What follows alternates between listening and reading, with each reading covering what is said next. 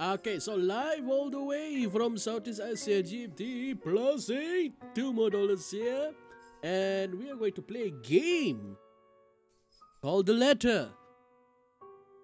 Yes, that's the name of the game. The name of the game is called The Letter. And as I said before, actually I started this Twitch channel, a YouTube channel, continue on with the YouTube channel, with the Twitch channel. I wanted to clear the games on Android on parts on Android games on my phone, so I'm slowly clearing out those. So I kind of missed the mark ever since I play other Genshin Impact and such. So I decided to go back to my roots and play this game. So I saw this game. It's called The Letter. Looks innocent, but then again, it has a weird, like horror-ish front, so app looking. So I was like, okay, let's play this. If I like it, I keep it. If I don't like it, remove it. That's simple, right? All right. So as I said, this the thing called The Letter. Very, very, very sus on that part. Anyways, let's do this. Let's see the option. High quality texture. Why not we go a little bit high? Yeah. Difficulty, let's go for easy mode. I want to play it easy mode. Text. Okay, text, English, sound. Sound is okay. Alright. Successfully apply. Regularly switch to texture quality after purchasing chapter 2. After purchasing chapter 2. Okay. Alright. Back. Alright. New game. Let's do this. So apparently there are other options. Well.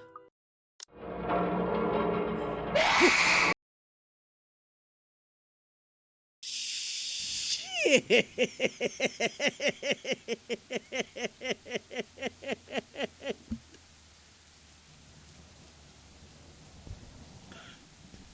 Oh shit!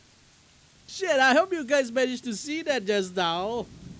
I hope you guys managed to see. What the hell? There was something that came out of the shadow and chased towards us. It was like towards me. It was like, what the heck?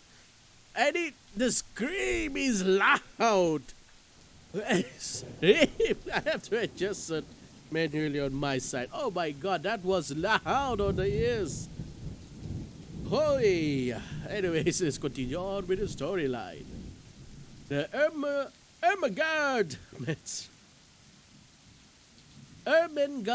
Mansion was built for Lord William and Lady Elizabeth Ermengarde of Luxembourg, humbled ambassadors of peace and beloved by their people. Both were well known for their compassion and generosity, never failing to extend a helping hand to anyone in need. Under the influence and wealth, what was once a small sleeping village grew to a prosperous and bustling town. However, the seasons of joy eventually ended when the good nobles perished at the hands of the Great Plague. Their riches and legacy were henceforth passed on to their only child, Lady Charlotte Ermengarde. The mansion had stood since 1620, a witness to a very long history of joy and pain. After Lady Charlotte committed suicide, the great house was eventually left uninhabited. And that is when it began. Surrounding villagers spoke of seeing and hearing unearthly things, of cries and howls that filled the nights, and hearsay of a mysterious woman roaming the hallowed halls aimlessly. People who dared enter its walls were simply never heard from again. Even after 400 years, these stories remain, much like the house itself. Whispers about the once great house, its legend and its curse, still fall upon the villagers' ears. In spite of this, the current owners are convinced that these stories are nothing more than a hoax. With little regard for the truth, they had Briar Realty Corporation place the property back on sale. Like Pandora's box, the secrets that lie inside await to be discovered by brave souls. No matter what happens, take care not to be consumed.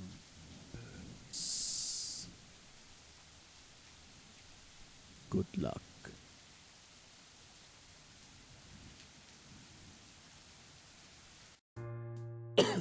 Isabella! What's the... Yeah, that is a bit creepy on that part.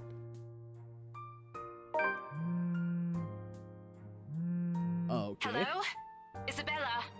Are you there? Where are you?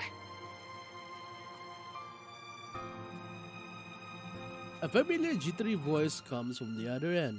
Oh, hey Rose! I'm at St. Goretti High. What's the matter? Okay, I don't have to say anything, which is cool. What do you mean, what's the matter? It's the mansion, silly. I'm here and you're late. Jeez, we're on shift together. You promised. Oh my god, please don't tell me you forgot. You were planning on leaving me to check this place out on my own, weren't you? You chickened out. Calm down. You know I take my promises seriously. I'd like to believe that. So hurry up and get here. First thing first, thank you developer for having voice actors. I don't have to say it out loud during stream. Thank you very much. This place is huge. A bit too quiet since no one's lived here since, like, forever, but beautiful nonetheless. Why are you so surprised? This isn't the first time you've been there. I know. I just wish I could live in a place like this. It really takes my breath away. Yeah, well, I wouldn't be so sure about that. Not after the rumors that say it's haunted. Jeez, never mind those rumors. Ghosts aren't real after all. And even if they are, which they are not, they can't do anything. They're nothing but spirits. You don't know that! They might be listening or watching right now, and they might not be happy with you enough to curse you. No offense, sweetie, but that's a bit of a stretch. Believe it or not, it's better to be careful. Right. You know, not every property we sell will end up with a dead body stuffed in a sofa. It's actually in the wall. And I think that mansion is where we'll likely find another one. I can feel it. That was one time, Isabella. Loosen up. Wait, just get here ASAP, please. I'm getting bored being here on my own. Fine. Let me just finish up here. I'll be right there soon. Okay, see you. Bye. She hangs up before I can respond. Rose, still charming as ever. Who was that?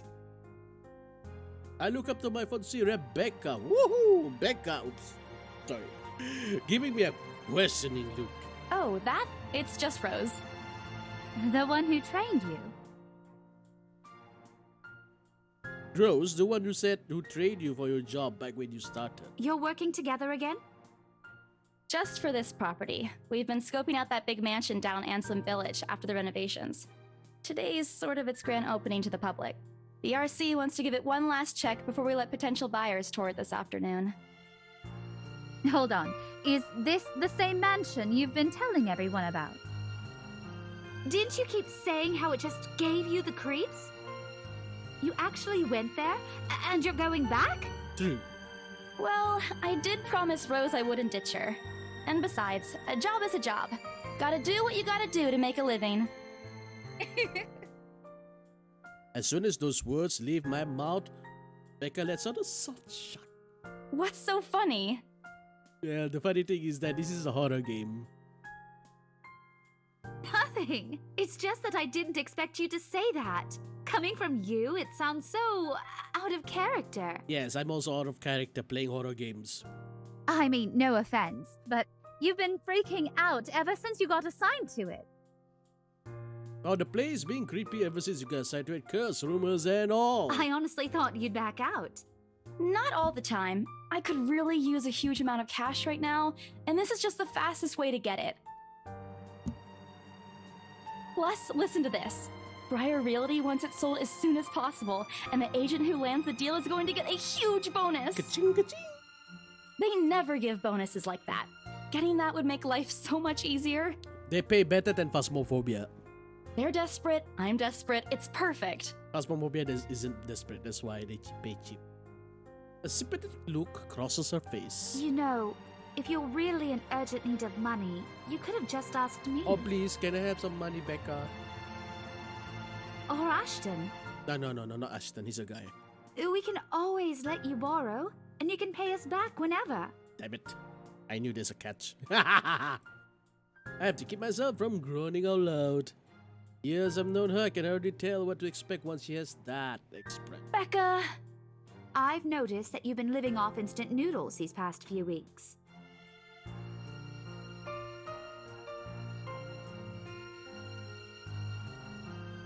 True story. I think I spent nearly a month living on instant noodles in the UK. I was broke at that time. She crosses her arms and grimaces at the thought. Her voice slightly rises and she begins to scold me. Instantly, she remembered why Becca excels at teaching boisterous teenagers. Stop eating junk. They're cheap, but they're not good for you. Okay, make sure the fruits and vegetables are way cheaper than that. Heck, I can just buy a nasi katok for $1 rather than buying a salad bowl for $4.20. You'll definitely end up in the hospital if you keep at God it. damn it! You win in this argument. You win. I eat other things too. You're not my mom. Let's go with you're not my mom, my dear. About. I eat other things too. hey, I eat other things too. I got unlocked achievement. What the heck? I folded my arms across my chest, mimicking a posture, giving her the best frown I can muster. Same one I'd use my younger siblings when they're being difficult. Instead, she only raises an eyebrow at me. That's not going to work on me. And I saw it when you were cleaning your flat last week. The instant noodle cups outnumber everything else. God damn it, she's referring to my instant noodle cups. You're just exaggerating. Did you even see what's in my cupboard yet? Yeah, do you see what's in? Never mind. I'm not just living on instant noodles alone. I've got canned beans, peas, tuna, ham, and even hamburgers in there. Sadly, it's instant noodles for me. Becca's wrinkling her nose. By the time I get to the end of the small list, she even went a little green on the last one. I would have laughed a little at that if I'd only lead to more reprimands from her. Aren't those the same ones you won from the grocer's raffle more than a year ago? I need to double check the expiry dates on my... Oh, I sincerely hope you're checking the date stamps on those things before eating them. I don't want a repeat of last year. In any case, those are still not exactly healthier choices, Val. Yeah, she shakes her head, possibly laughing at some funny distant memory. When she looks up, I immediately brace myself. More words from her. Sometimes it's better to let Becca talk until she's out of the things to say. She turns her attention back to me, there's only warmth in her smile. What am I going to do with you? Kiss me. She says this more to herself than me, her voice shifting something kind of even motherly, if I'm looking for the exact word. I hope you know that it's impossible not to worry about you when you're like this. You don't have to keep eating the same thing. That's why I have varieties of instant noodles. See, variety wins. Didn't I tell you before? You're always free to reheat my leftovers. Okay. Thanks, Becca. I really appreciate it, but you don't need to keep babying me. True.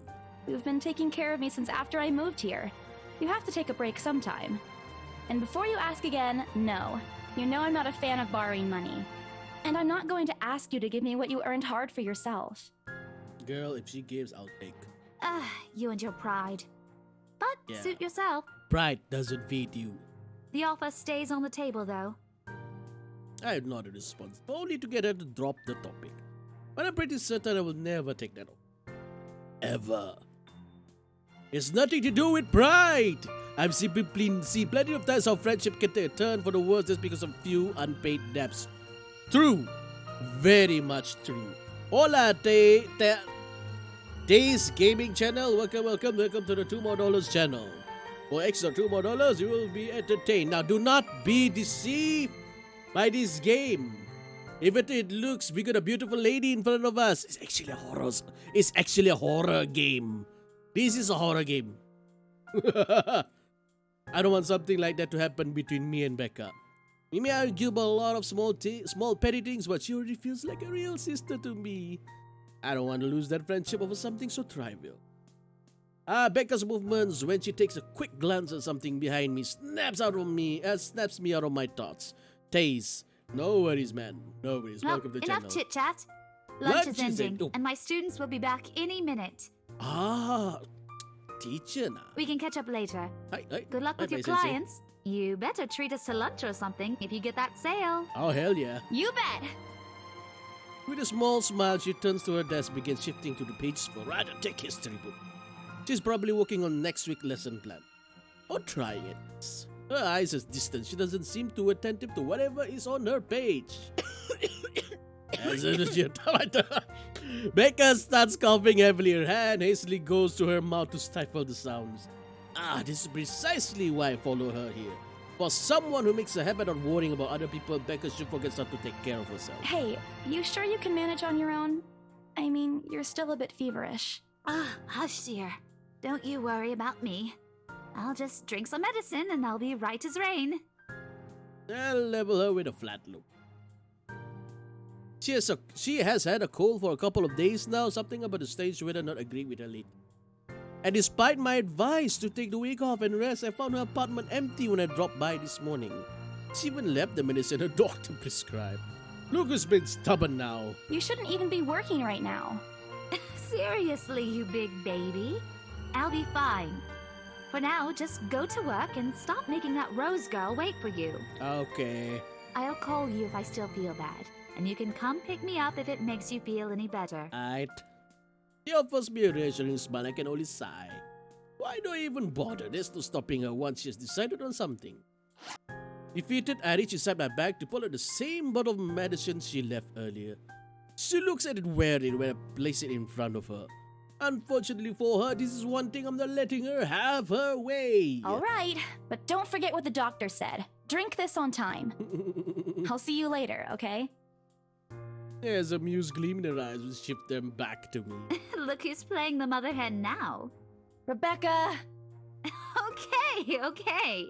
I won't tease anymore. I'll make sure to drink it, Mom. Wow, okay, Uno reversal card. Before I can retort, she casts another look at the clock. Take that as a sign to finally end the conversation and my short visit. With a small wave, I leave her alone to her classroom and her thoughts. I had hailed a passing taxi to take me to the property as soon as I leave the school ground. Mansion some ways out of the countryside, but I don't have trouble giving the driver direction. Apparently everyone in Luxmont City knows of it, including every bit of rumors surrounding the place. In fact, just the mention of a name is enough for locals to give you cautious, sidelong glances. I learned that the hard way for the first time I committed there, and this only boosted my belief that there's something more to the house. Even the news are being renovated and placed back up. Oh wait, I just realized Brain Bucket has caused quite a stir. I just realized that my face is some from the words. Hang on. This should be it. Okay. Yeah, do this. Thankfully, died down a few weeks later, the place would become a lot harder to sell otherwise. I averted my eyes from the window once the building shrank in distance. We get a glimpse of the countryside soon, although a quick glance at my watch tells me we're still a few minutes away from our destination. Might as well get some work done. Rose did ask me to review the mansion's documents. Lord did look them over last night, but you never know when these things may go wrong. Life has a way of messing things up like. Halfway through the reading papers, my phone rings again. I pick it up without looking, nearly tucking in between my ear and shoulder. Probably just Rose again, anyway.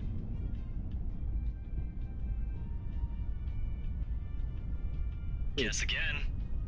Ash. That voice. Ash. Bingo. Hey, what's up? Just checking if you're still cool later this evening. You mean that thing with Zach? Yeah. For a horror game, there's so many bright. It's so shiny, full of fuwa. He even called in the middle of the night just to remind me. No, don't worry. I didn't forget. I'll be there. Cool. I'll see you later. What time do you get off? Around 6 p.m.? Oh my I don't face. know. Actually blocking, so I'm gonna put up. Okay. It's the first day of the Ermengarde Mansion's open house, and we're expecting quite a number of potential buyers. I'll be booked the whole afternoon. Ermengarde Mansion? You know, the big Jacobean mansion at Anselm Village? I'm on my way there right now, actually. On your own? Yeah, well, Rose is already there, but yeah. I see. Looks like the scaredy cat finally toughened up. Shut up! Rosaina! As chuckles, I can help but roll my eyes about hearing about it. I'll see you later. Drop me a call when you're done. I'll see if I can pick you up. Whatever. Bye. Stupid asshole. Nice. Always teasing me whenever he sees a chance. Show him who's tough. Takes a few more minutes until I finally reach the famous mansion. I have to admit the entire property does look wonderful from the outside. Despite all this, there's nothing to hide that something is just wrong. The surrounding area is unusually silent and only the rustling of the leaves can be heard as the occasional breeze passes. While Ansem Village is a few miles away, everybody keeps their distance on purpose. Perhaps out of fear, the horror of falling under the mansion's curse. I have to lower the volume, now it's getting creepy. Somehow it makes me feel sad. Lack of immediate human presence just makes this place all the more eerie than it is right to be. If it's uncanny in broad daylight, I can imagine how this place looks at night. You planning to go inside that place, Missy? Hell yeah. The voice nearly makes me jump out of my skin. Without completely taking my eyes away from the house, I give the driver a confused nod. Pete passes while I wait for him to say more, but his only answer is a non-committal hum. Belatedly, it occurs to me that he must have been waiting for my payment. I mentally slapped myself for spacing out and promptly handed him the fare with apologetic. I expected him to leave as soon as I paid, but there's a hesitant expression of him, as if something has been said yet. I see macam berhijab game ni. It is. It's a horror game. Is there something wrong? Look, Missy, I'm sure you've heard Thank what you the for the people game, are telling everyone about Taz. that place. You people are telling everyone about Nobody it. likes to be disturbed when they're at peace, and I'm pretty sure whatever they say is in that house doesn't want to either. I admit they did a good job fixing it up, but there must have been a reason why even distant relatives of the family who used to own the house never lived in there despite inheriting it. That's a clue, Sonato. No wonder they wanted to get rid of it. Maybe they just didn't like it? You never know. He drives off. Oh, okay, the timing of Natstar. God damn it. He drives off after, but we said has left a foreboding feeling in my gut. I breathe out a heavy sigh as I approach the house. After hearing enough of rumors, I should have expected the conversation to take that turn. But I'm already here, backing out is completely out of the question. It's not like I have a choice anyway. If I want to get that bonus in commission, or one way or another, I've got to sell this property. The door is ajar when I get to it, however, while my own copy of the keys dangle uselessly in my hand. Rose must have let it open when she arrived. That's weird. We may be the only people here this early, but never known as someone careless.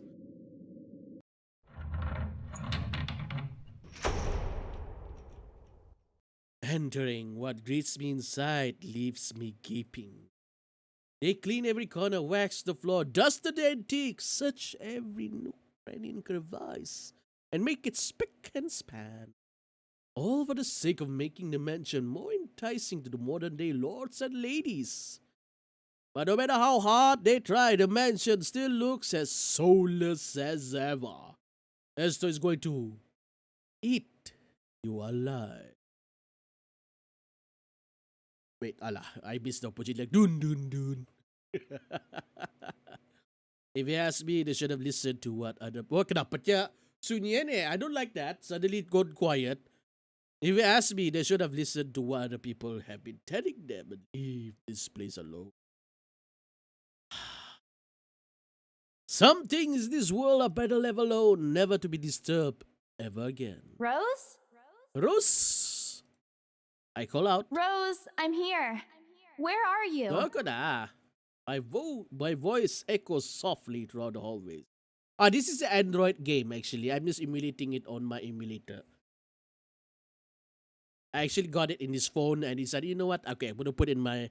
I'm going to play it, stream it. It's actually an Android game. Oh, who am I kidding?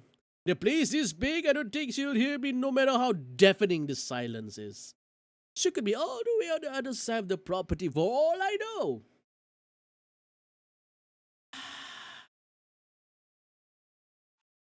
Quickly I reach for my phone, dial her number. But...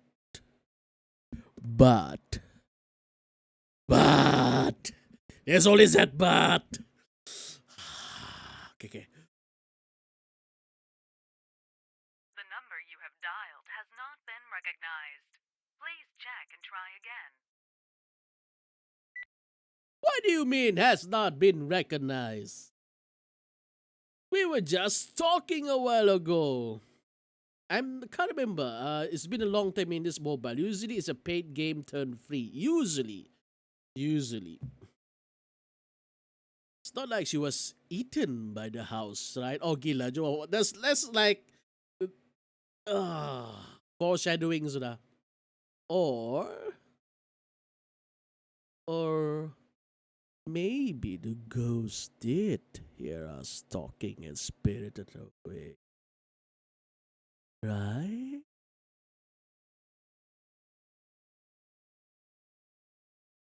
Right? No, Isabella, don't be ridiculous. She probably just wanted deeper in the house and lost signal or something. Oh, by the way. I dialed her number again, hoping the call will connect. Suddenly, zoop, the phone come out. I got shocked by it. Kurang ajar. It's just a phone. Why am I scared because of a freaking phone? Walao. The number you have dialed has not been recognized. Please check and try again. That is not good. Too late, that star. Too late. I accidentally saw it on the screen.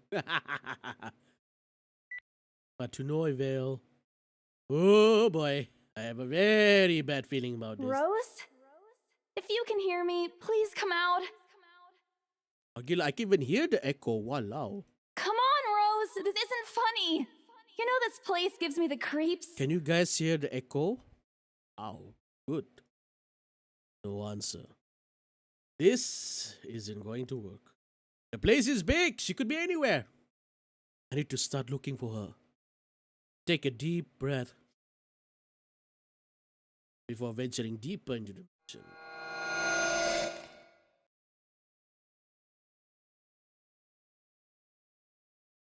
What was that sound just now? Taking a couple of steps forward, I noticed something move above the grand staircase. What the hell? Rose? Rose, is that you? I don't see anything. Not funny. I'm leaving you if you don't come out. Just leave, girl. Leave. Not coming out, huh? Fine, I'm going. Okay, that's a lie. She's my friend. I can really leave. I don't know she's alright. Whip. God damn it with the phone. Don't scare me. Desperate. I tried to contact her number again. Come on. Please give me something. Please? Kami-sama? Sorry, Lord. Sorry. I don't know why I automatically Japanese just now. I do not know why. Yes! Finally! Hatibuya! Hello? Hello? Rose, I'm here at the mansion. Where the hell are you? Can you see her face? Yes, you can.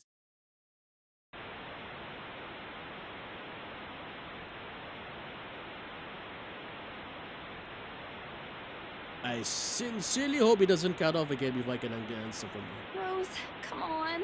Where are you? A few moments pass until the static eventually starts to quiet down. I'm at stick.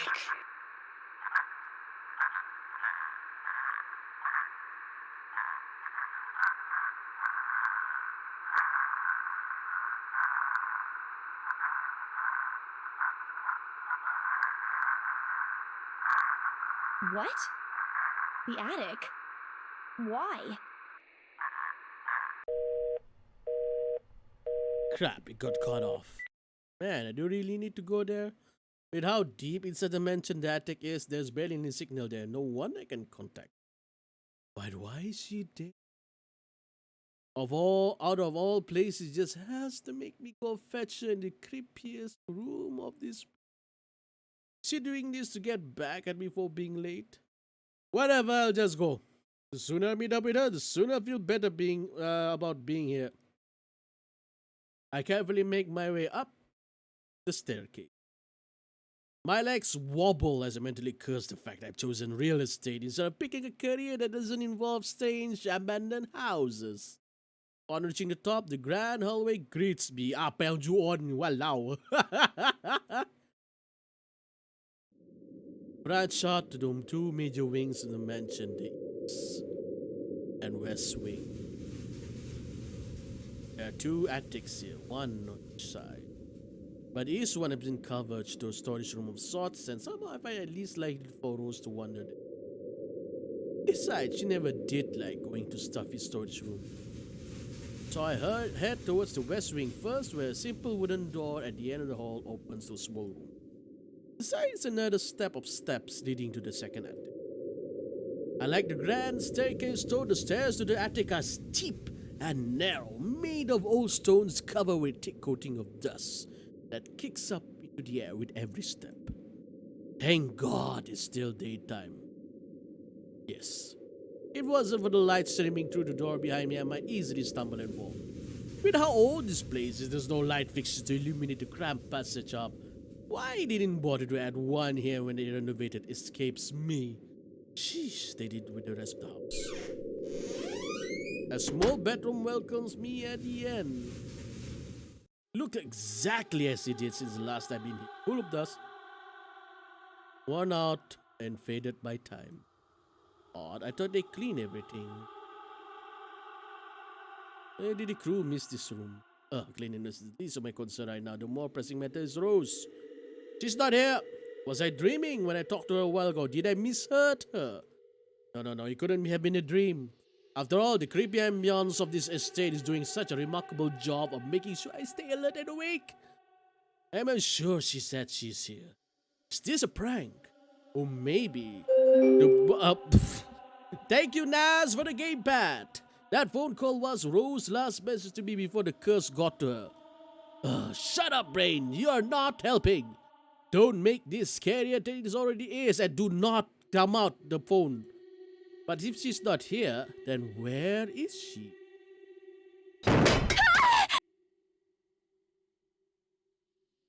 Okay. Hey, thank you, Taz, for the token. What the hell was that? That's it, I can't do this anymore. I'm leaving. We must have anchored the spirits living here. I knew disturbing the mansion was a bad idea right from the very start. But nobody listened.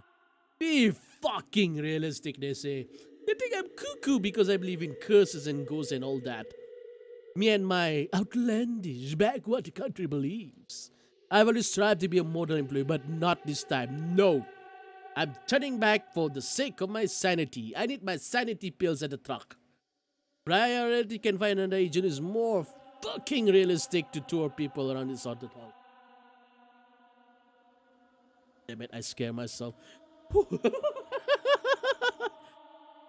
Before leaving, I take one last look at the gloomy old room. Just to check. Huh? What's this? Oh my god! Wow! What the heck, that star? My worries about Rose's whereabouts have caused me to miss it when I first entered the room. Clearly something on the floor. Looks like... A letter? It has begun, people. Lying on the ground just a couple of inches away from my feet. Out of sheer curiosity, I lean down and pick it up. Strange. I don't recall seeing this the last time I was. A few days back, me and a few other agents inspected this mansion to prepare for today. I had been the last to look inside the attic and leave it. This certainly hasn't been here before. Someone must have left in this room since then. Did Rose leave this for me? Was she here a while ago? I couldn't miss it, could I? There's only one set of stairs leading to the attic. The letter isn't exactly in pristine condition. In fact, it looks rather ancient. The paper is so thin and rough, I'm worried it'll fall apart if I so much as touch it. But with great care, I open it, and what I read shakes me to my core. What? What? Oh my god.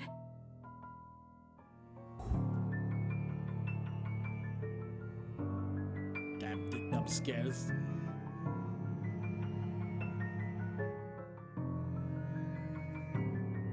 Nothing but the words "help me" fills the page, all of it seemingly written with a crimson shaded pen.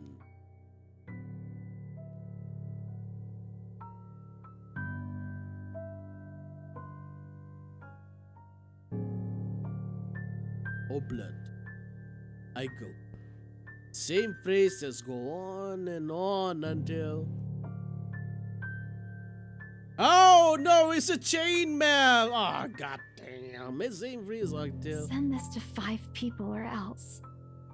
Or else what? Or else what?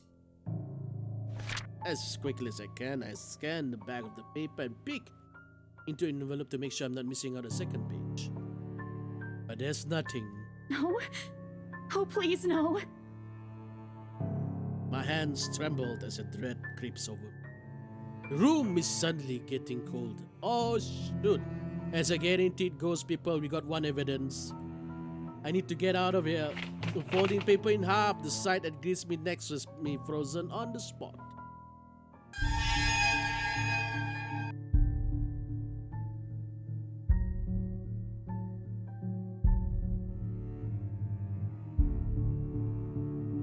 Pair of blood-soaked feet enters my field of vision, covering and gaping wounds, with skin hidden away to reveal flesh, bone, and all manner of things one isn't meant to see. It's too much. All of it is too much. I want to cry, call for help, but the words catch in my throat. Even my feet won't move, completely paralyzed sort of terror. Lord, please help me!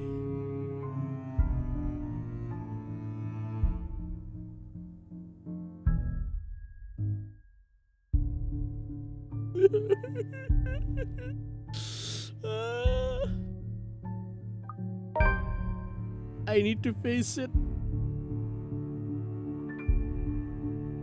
Whoever, whatever this feat belongs to, I need to face it. And if I'm going to die, if they're going to kill me, at least I know what my killer looks like. A cold comfort. Let me see. Oh, okay, my face is actually covering. So I'm just gonna. Okay, so you can see the feet. Oh wait, can I just move my face somewhere? So, breathe a deep breath. I summon every ounce of courage I have left in me and shift my gaze upwards. I'm gonna put my face over it. No, I cannot. I'm gonna put my. Yeah, I'm gonna put it over the top. I'm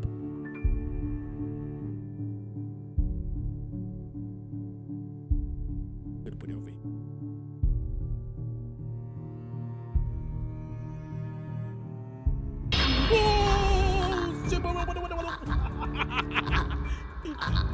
Holy moly!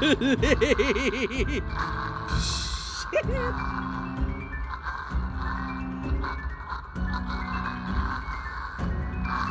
Whoa! Now that is creepy.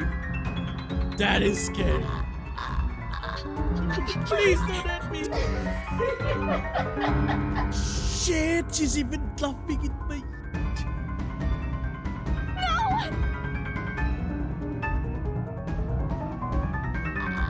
Without thinking, I scramble towards the door. I struggle to open it, but it won't budge. Stay away! Go away! Please, Lord! Make it go away! Why now? Why won't it open now? My heart sinks and reality dawns in. I'm locked in. Lock in with that thing. Let me out! Let me out! Lord, please, let me out! It slowly approaches me as I wrench the doorknob violently back and forth. Ah, come on, tap, tap, tap, tap, tap, tap, tap, tap, tap, tap, tap, tap. Ah. Oh. I managed to tap in time.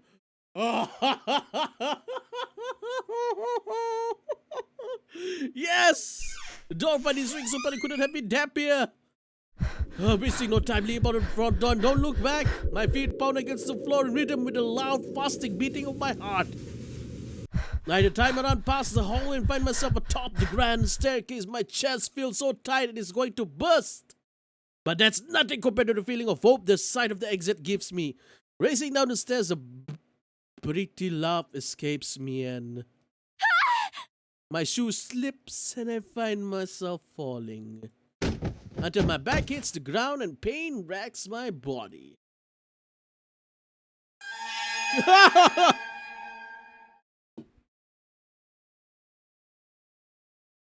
My head grows fuzzy and my vision dims as I fight to stay conscious.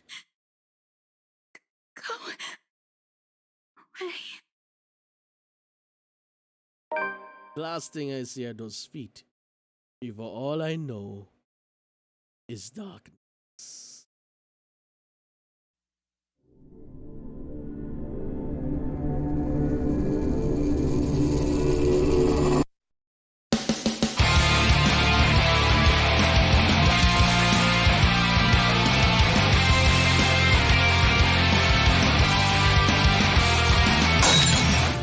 Write off your loss, send letters goodbye.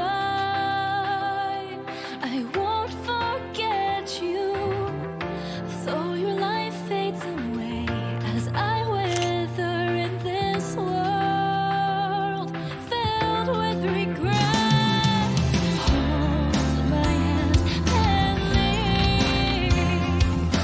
Please don't leave me be.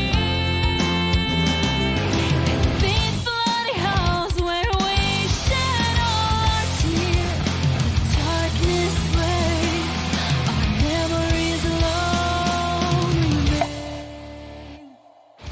I reach out beyond the curtain black. I'm in too deep, so this letter I write. I want to be free, together by your side. Spend eternity in this lonely place we call home.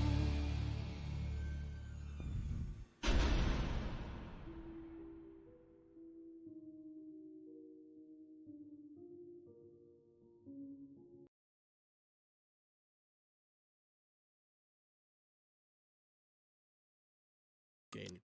Four. Woo! Woohoo!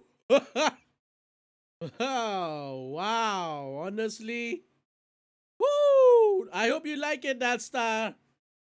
The Matt Sudden and Fest, they're missing out a lot. The epic conclusion of the prologue. That's the prologue. That's the prologue of this the whole thing, the whole story. Baru prologue to. I don't know how many. Thank you, Taz, for the token. I don't know how many chapters are there. Hopefully, it's available for me for free. Because I said I don't know. Because usually I got those games for pay to free. Hopefully, when I play in the emulator, I can still access it. If not, I will try to double check if I can access that from here, the chapters, and try to mirror it to my PC and play from mobile. Hopefully. Be prepared. Wi-Fi. Oh shoot! Oh no! Yeah, I can already. Oh, OBS was gone down. Oh shit! That's. Yes, it's already 8 p.m. here in good old Brunei, GMT plus 8, Southeast Asia, where everyone now knows at 8 o'clock every night in Brunei, the internet will tank down. Shoo, just like that.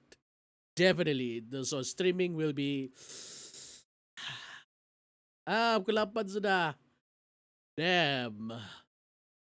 I can see already my OBS. Just now it was green before 8 o'clock. It was green. Now it's red.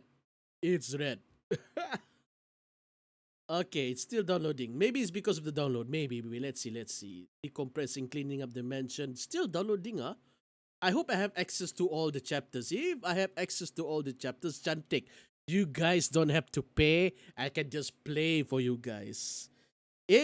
If somehow I don't have access, then I'll double check what's the price. Because it's kind of intriguing though.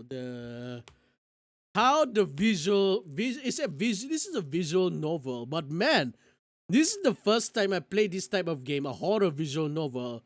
It scares the crap out of me and engage me. Wow.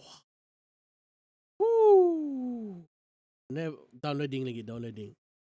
Seriously, when the ghosts come out, I was like, what the F? I'm actually praying in my heart, please, break it out outside, break it out. And she has to do the Cinderella thing. She falls down. Worst case scenario, that thing managed to catch her up. So she's dead. The ED dead.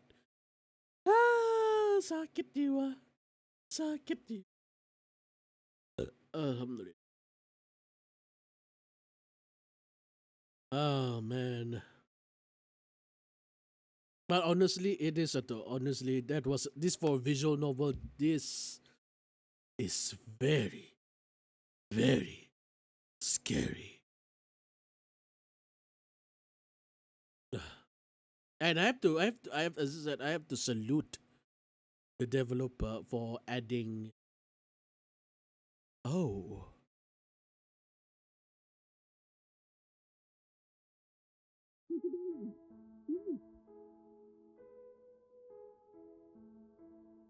I start to rouse, pulled into consciousness against my own will. I never felt this tired before. I just want to sleep, but in the insistent buzzing, poking and prodding isn't letting me. My old mattress may not be the comfiest of places, but that doesn't make me any more eager to wake up. 5 more minutes, Becca. I swat away at what is nudging persistently at my side. Can I get a few more extra minutes of sleeps today? I promise I'll work hard once I'm up. Hand lightly taps my cheek and something cold is suddenly being pressed at the back of my head. The icy sensation slowly spreads throughout the area, giving me an uncomfortable feeling. She survived. Isabella Adalong. Fog immediately lifts from my mind the moment I recognize the voice and my eyes snap open. So relax. Can we actually save? We can actually save! I didn't know that! I didn't know we could actually save! Wow, what's this? I can have a relationship with others? Ah.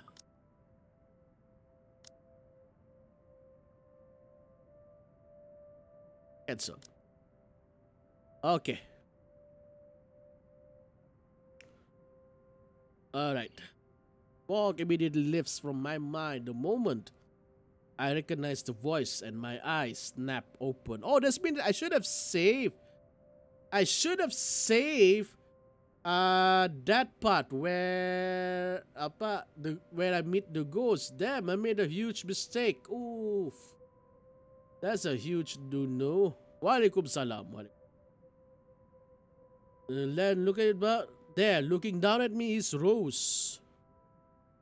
Another woman loiters beside her. My attention is too focused on my co-agent to even ask why there's someone else with her.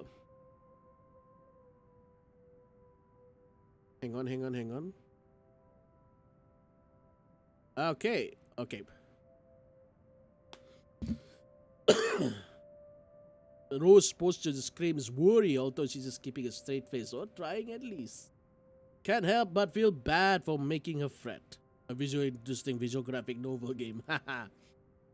That's what that starts there. The wave of dizziness washed over me as soon as I tried to get up, forcing me to lie back down again. Luckily, the feeling subsides after a few seconds, until only a mild throbbing somewhere at the back of my brain. With a little assistance from Rose, I push myself upright. She hands me an ice pack and gestures for me to press it where I suspect a small bump has already formed, if the light ache indicates any. All right, Isabella, where are we? Vamos! The Ermengarde mansion. Why? Ow, my head. And the date today? October 21st? Rose. Last one. Can you count to 15 in reverse order? 15, 14, 13, 12, 11, 10, 9, 8, 7, 6, 5, 4.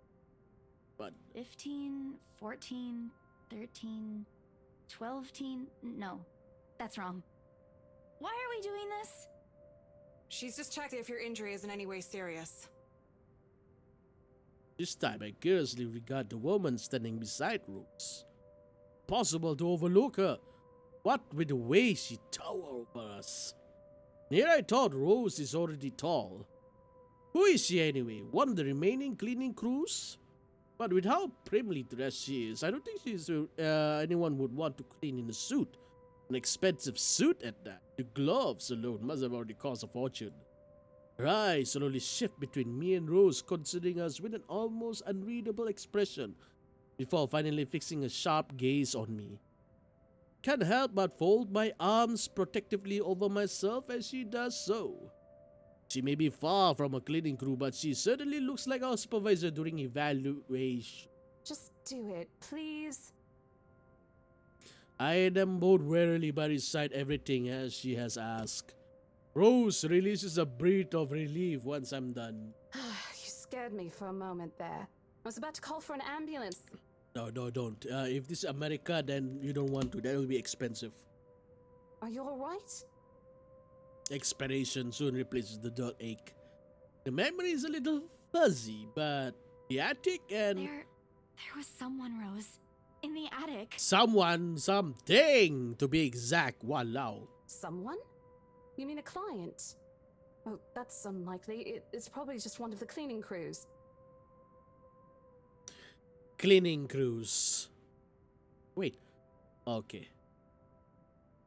The boss sent a few of them back this morning for some last minute... No, not any of those. They're, I'm not actually sure. Ghost! Ghost! Ghost!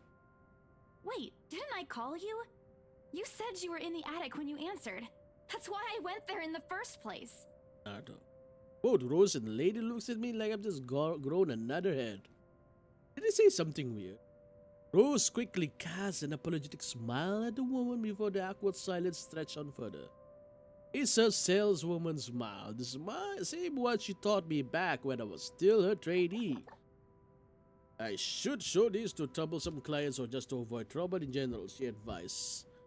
Also the same one she gives you when I'm done something particularly absurd that may cause us to lose a potential.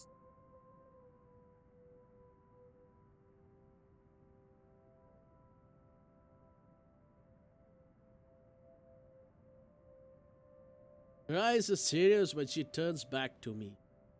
She takes both of my shoulders, gently squeezes it, and with as much as patience she can muster. As much as I'd love to have gotten at least a heads up of your arrival, I didn't really get a call from you. You know, signal here is absolutely horrendous. I was in the garden earlier and couldn't even make a single call. Isabella, I'm going to ask again. Are you really alright? What happened? I don't know. It's all a bit blurry. I remember I was looking for you, but you weren't in the attic. And there's... whoever it is. Then I must have tripped on a rug or something on the way down. Oh no. Do you think someone came in while you were out? You left the main door open. We are so going to get into big trouble if something gets stolen, Rose. Perhaps it is a concussion. Are you sure you feel fine? We could still call for an ambulance. I could cover for you. No, I'm fine. I'm okay, Rose. I can work. Wait, hold on, you those Rose. Can this be an important sale because of a minor bump in my head? An extremely minor bump. I've had worse when I was a kid. This is nothing. Besides, if I leave, you'll have to shoulder everything in the open house, alone. And in a mansion this big? But there's also that part where I may lose that bonus BRC promise. But that's completely besides the point. Rose gave me a skeptical look when I turned the cold compress to her and pushed myself off the floor. I had to use the staircase railings to steady myself, but otherwise I feel fine. See? I'm A-okay. Two of them exchange a worried glance and Rose assumes a contemplative look. Bite my lower lip in anticipation if she says no. All right, you in.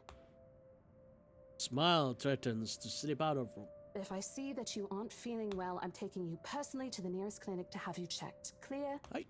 Clear as day, ma'am. Thanks, Rose. You insisted. But remember what I said. First sign of you looking not okay, and we're off. No questions asked. It's just a small bump. Don't worry. You shouldn't downplay these kinds of things. It could be a serious injury for all we know. Suddenly a small cough sounds against the wall of the foyer, interrupting our banter. Woman is looking expectantly at the two of us, staring, makes me shrink back a little on myself. She isn't really intimidating. Well, she is. But not in the scary negative. Far from it, actually, her demeanor simply commands an air of sophistication and respect. In a different world, a younger me would have been probably wished to be like her. At a lack of a response, she coughs again, lifting a well-trimmed eyebrow at me in question. Words get caught in my throat at the sight of it, and Rose, as usual, is swift to catch my blunders. My sincerest apologies, Mrs. Actually muted, I don't know. Miss McCulloch. Marianne McCulloch. McCulloch. Gila job, nyebut namanya ni. Marianne McCulloch. Marianne McCulloch. Really, Rose handed Rose a business card. Words interior designer catch my while my partner flips it over. Oh, probably someone just in the mansion for his 17th century influences. I won't hold it against her, though. Despite the hearsays remaining uninhibited for years, the mansion's original fittings and furniture have been kept completely intact and restored to pristine condition. I suppose some people find that trip to the past feeling appealing. After all, with what it offers, this place could also be a haven for people looking to live somewhere with a classic historical charm. Miss McCullough, I'm Rose Cooper, and this is my partner, Isabella Santos. We're just ironing out a few things, but we'll be starting the tour soon enough. In the meantime, we've prepared some refreshments for you in the parlor. Thanks. There's no need Whoops. for it, though. I just dropped by for a quick survey of the place. I thought I should check the estate before I meet with the homeowners. Rose's confusion is impossible to miss when she glances at me, and I return it with an equally perplexed look. And against my better judgment, I blurt out the first question that comes to mind. I'm sorry. Homeowners? I should have kept my mouth shut. A flash of irritation crosses her face, right? Instead, it disappears under a mass of professional detachment. Yes, it's a full voice act-ish. But it's good. It's good. Yes. Hannah Wright? I was hired by her to handle the interior design for their newly bought home. This is the Ermengarde mansion, right? Oh, yep.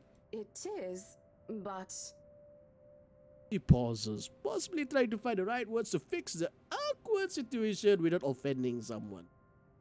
Suddenly, Rose nudged me with her elbow. Wait, better save this. Alright, save! Alright, so, back. Then nudged me with her elbow. Well, check with our supervisors. I don't know. Those few moments have given me enough time to clear my head of any nervousness or confusion. It is is, ma'am, but we weren't aware the mansion has already been sold. What do you mean? I almost flinch when she turns her gaze on me, but I stand my ground. Besides, it isn't like I haven't dealt with awkward situations like this before. May screw up times, but it doesn't mean I haven't learned a thing or two in the 5 years I've worked in the business. The mansion is indeed for sale, ma'am. Today's the open house, in fact. However, we haven't heard anything from the higher-ups that a deal has already been closed for this particular property. If you'd like, my co-agent and me can check with them right now. She nods, seemingly deep thoughts after I'm finished. By the way, Property Fox, do not be deceived by this colorful game, visual novel. It's a horror game. She appears to be a reasonable person anyway. Given the proper explanation, she should understand. I thought something looked odd when I arrived here.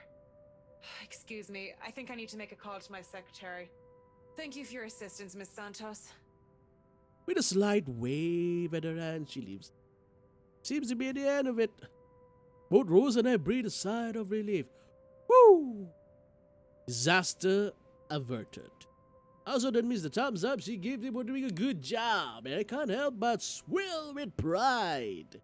Still, I've already prepared myself to dial the number to our Luxembourg office and check, even she didn't ask for it. I'll be very frustrated if, for some reason, something has already been decided without my or Rose's knowledge. That's a whole new level of unfair. We've been working hard on this. Moments later, Miss McCulloch returns looking a little frustrated but with an apology clear in her face. Sorry, I don't really know how to pronounce her name. I feel a little sorry for her having to go through all this trouble.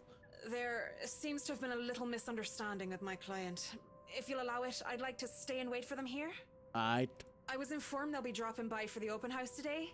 I figured it'd be a waste to just leave after that long drive. I might as well meet him here. Certainly. You could stay at the parlor in the meantime, ma'am. I'm sure it won't be long before our guests arrive. And, Isabella, I left a few documents in my car. You know where I keep those. Can you please get it for me? Rose takes a glance with wristwatch before tossing me a set of.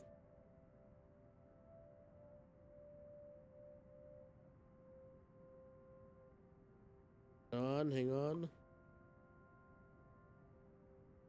Okay. And hurry. We still got a few minutes to double check those papers. Okay, got it. Two of them disappeared behind the parlor's door.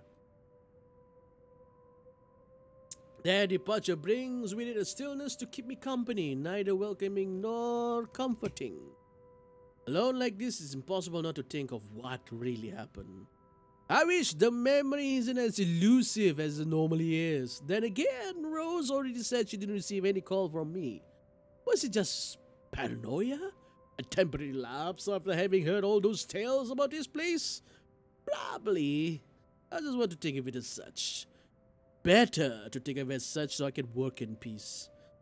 Except a small part of my mind begs to differ, and I'm going to be completely honest with myself. I want nothing more than this, to leave this place as soon as possible. I don't know what's in this house. I don't want to know. Keys Rose just handed me dig into my palm, jagged edges creating shallow ridges on my skin from how hard I'm clutching it. It's a reminder of what I still need to do and why I'm taking this job in the first place. Hugging my blazers close into my body, I exit the house to get what Rose has asked for me. Just a few more hours, Isabella. Sell the house, get the money. What the fuck?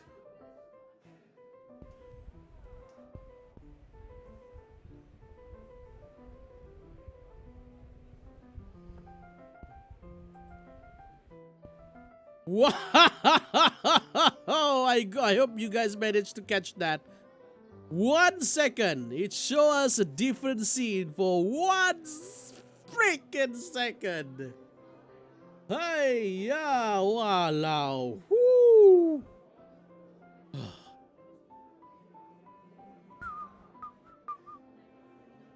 A flock of people have already gathered in the mansion's front yard by the time he officially opened the doors.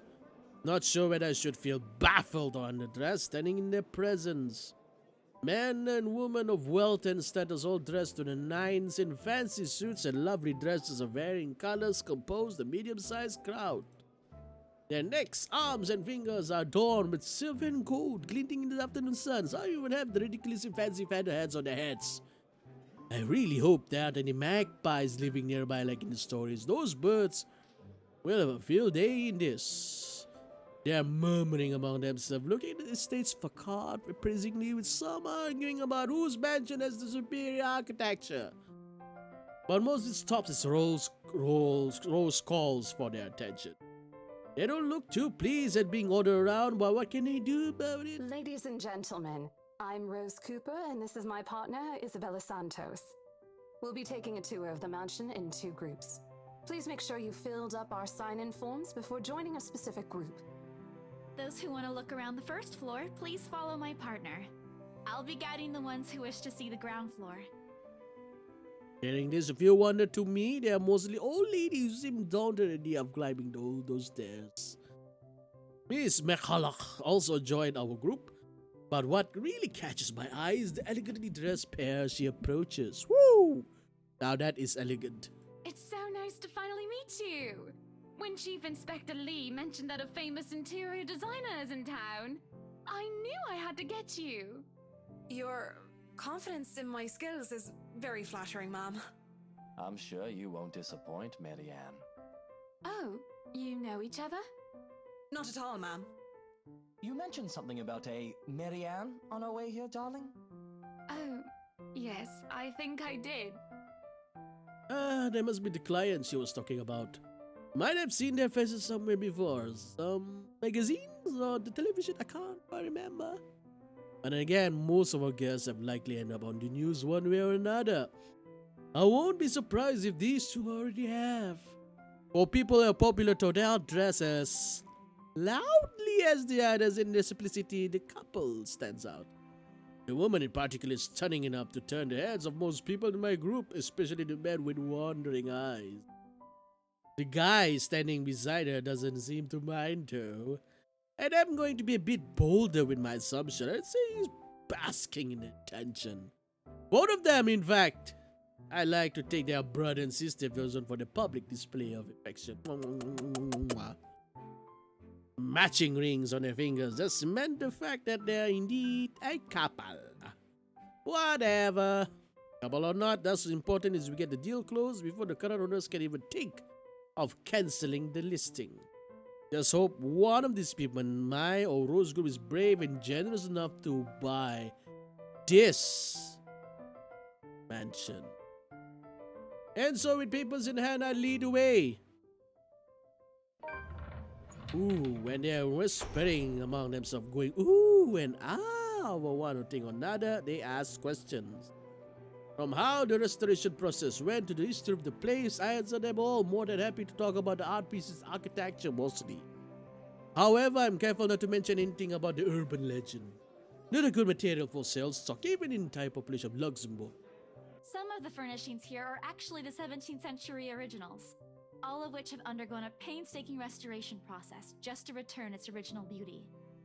Even the glass thing, colorful ones. Oh, I don't know, but you get the idea, I hope. Especially that one, ma'am. It is said to be a gift commissioned by the fiancé of Lady Charlotte Ermengarde. The mansion's current owners have specifically requested that the restoration crew take great care in handling it. It's a priceless work of art and the most distinctive feature of the mansion. By the time I've stopped talking, her attention's already elsewhere. Isn't this place wonderful, darling? I told you it's not a total waste of your time. I don't know. Isn't it a bit too small? Small? We might have to break a wall down to have more room. Well, I think it is just right. Don't you think so, Marianne? It is splendid, ma'am. But isn't it a little too early to make plans when no deal has been signed yet? Never mind that. It isn't going to be a problem.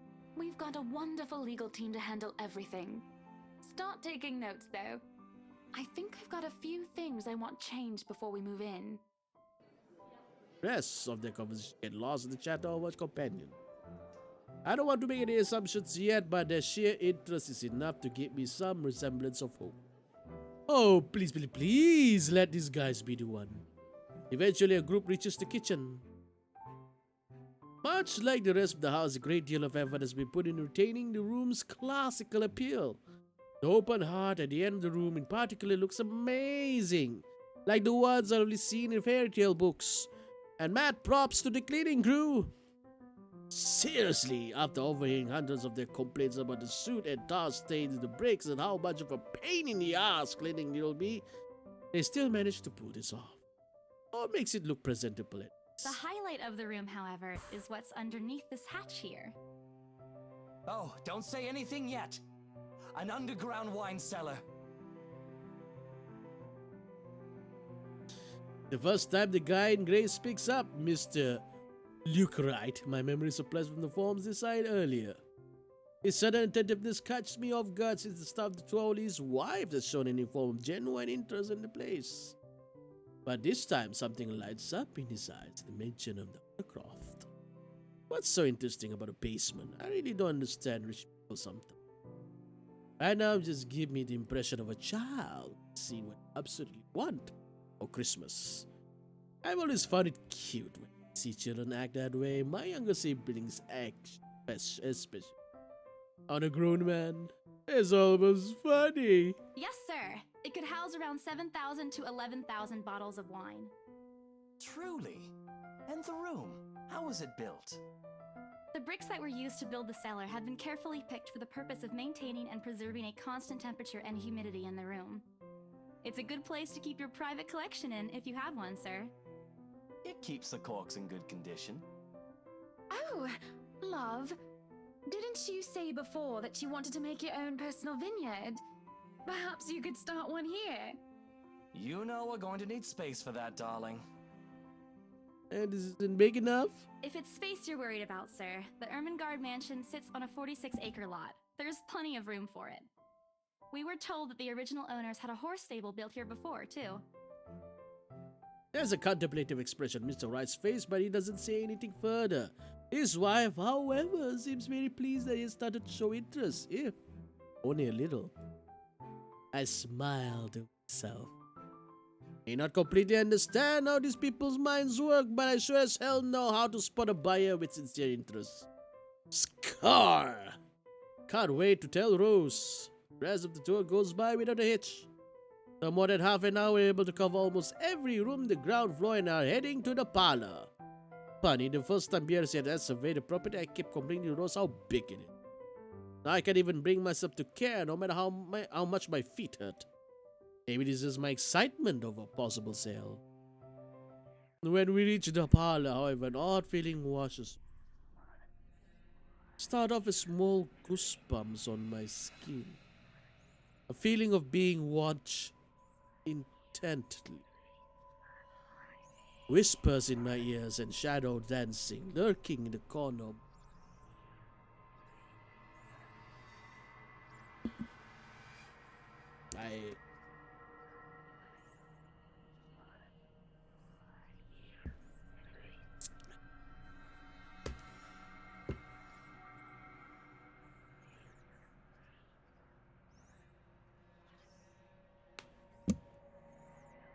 Dark silhouettes are gone when I turn to look. Chill settles down my spine, making me feel sick, and I start to break out in a cold sweat. I can't do this. I need to sit down for a moment. The old ladies in the group had been requesting for a break-in. If I could just... Excuse me? Everyone? We will be taking a 15-minute rest here before we visit the first floor. In the meantime, please help yourselves to the refreshments and snacks we prepared. If anyone has any questions, feel free to approach me. I'd be happy to help you. I let them sit while I retreat to a quiet corner to recover. It's not what you think. Don't think about it. It's not what you think. I probably just caught Becca's cold. Don't think about it.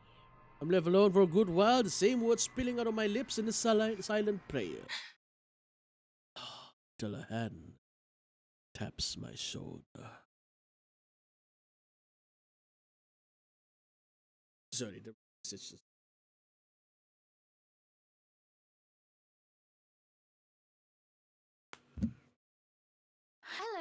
You there? Yes, ma'am? Oh, look at you! Having to show a group around a mansion this big must be exhausting. Not a problem, ma'am. I'm just doing my job. What a hard worker! Anyway, Isabel, right? Isabella, actually. But yes, what can I help you with, ma'am, right? Please, just Hana. Call me Hana. Anna. I Anna just wanted to Montana. ask, how soon are we able to move in? I'll say. My brain completely stops. The sick feeling plagued me is suddenly gone, replacing my utter bewilderment. Is this a joke? She looks at me expecting Lester to come up with an answer. Wait, ma'am, you see... But we haven't even negotiated a price yet, ma'am. We haven't even finished touring the rest of the mansion. A sale would be great and all, but... Stops me from speaking any further and puts a hand on my shoulder. For a moment, with a tight smile, she looks as if she had a taste of particular sour lemon. Oh, please, sweetie, don't insult me. Money is not a problem. Nice. And, just between you and me, this place is better off with us than with some old lady who'll probably just fill it up with cats. Ouch. I Sick personally burn. don't think there's anything wrong with having cats here, ma'am Hana. I'm sure there's more than enough space here if you want pets. Yeah, perhaps I'm still not feeling well, but really, what's wrong with cats? More importantly, why is she talking about moving in already? Well, I'm more of a dog person. But you see, this is going to be a gift to my darling. It's going to be our anniversary soon.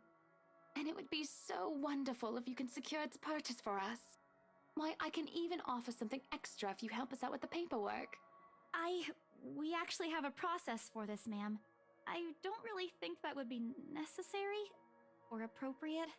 And just what are you two lovely ladies talking about here? Leaving me and our lovely interior designer to talk here by ourselves. What would the people think, darling? Oh, it's just small talk, love. I was asking if she could help me with the paperwork. Try not to wince when her nails dig into my shoulder. Can't help but send an imploring look at Miss Collock, who only gave me an apologetic smile and Yeah, I can give you a fact sheet and a form to fill out. she wastes no time in taking the papers from my hands and shuffles to the bunch.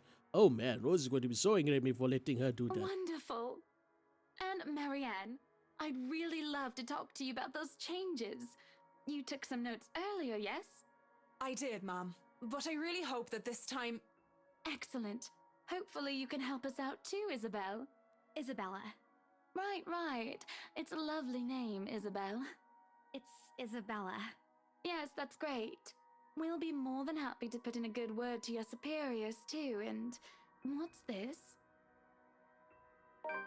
A look of confusion and disgust appears on her face. Turning to her husband, he merely shrugs in reply. That's, an interesting work of art. Not to my taste, though. I'm sorry. Darling, Buttercup, art is a complete overstatement for this garbage. It looks like a cheap prop from a D-list horror film. Shush, love. Let the girl do what she pleases with, what do they call this? Oh, forget about it. At the very least, it's not as dreadful as the one art exhibit I was forced to attend last month. You should have seen it, Marianne. Even you would have been appalled. But I'm sure you'll know what to do with all walls once we get started. I highly doubt it is as bad as you say, Ma'am. Nevertheless, you can be assured that my team will only pick whatever suits your tastes. Nothing of this chain letter sort, of course. It has to always work with a palette. I'm quite sure chain letters these days don't come in this form. It's my turn to be puzzled. What did he mean? Rose and I double-check everything. Are the papers I handed out not enough? I want to ask what I did wrong. I don't want to mess this up. But the way Ma'am Hannah leading the conversation, I'm afraid that's exactly what will happen if I do interrupt her. That's good to hear.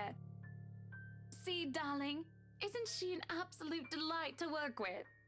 I can't wait to see how this place will look when she's done with it. Oh, you don't have to tell me that, Buttercup.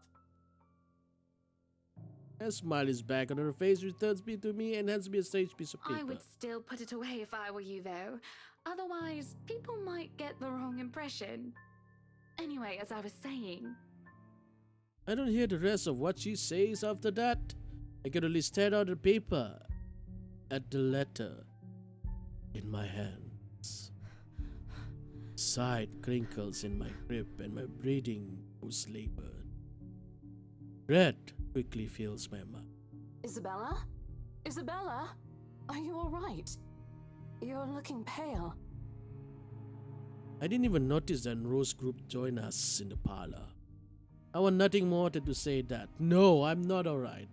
I want to leave this place, but because I remember everything as clear as day.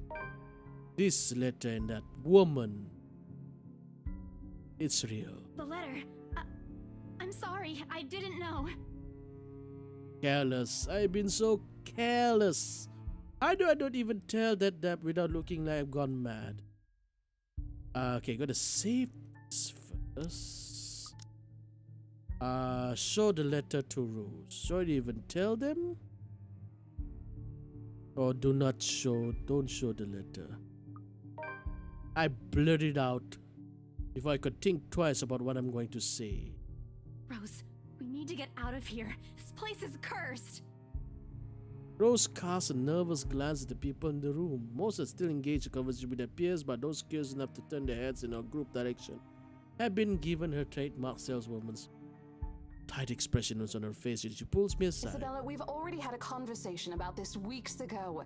Those are just stories. And I'm telling you that it's not. I saw something in there. It's not human at all. I thought it was just nothing, but isn't this letter proof enough?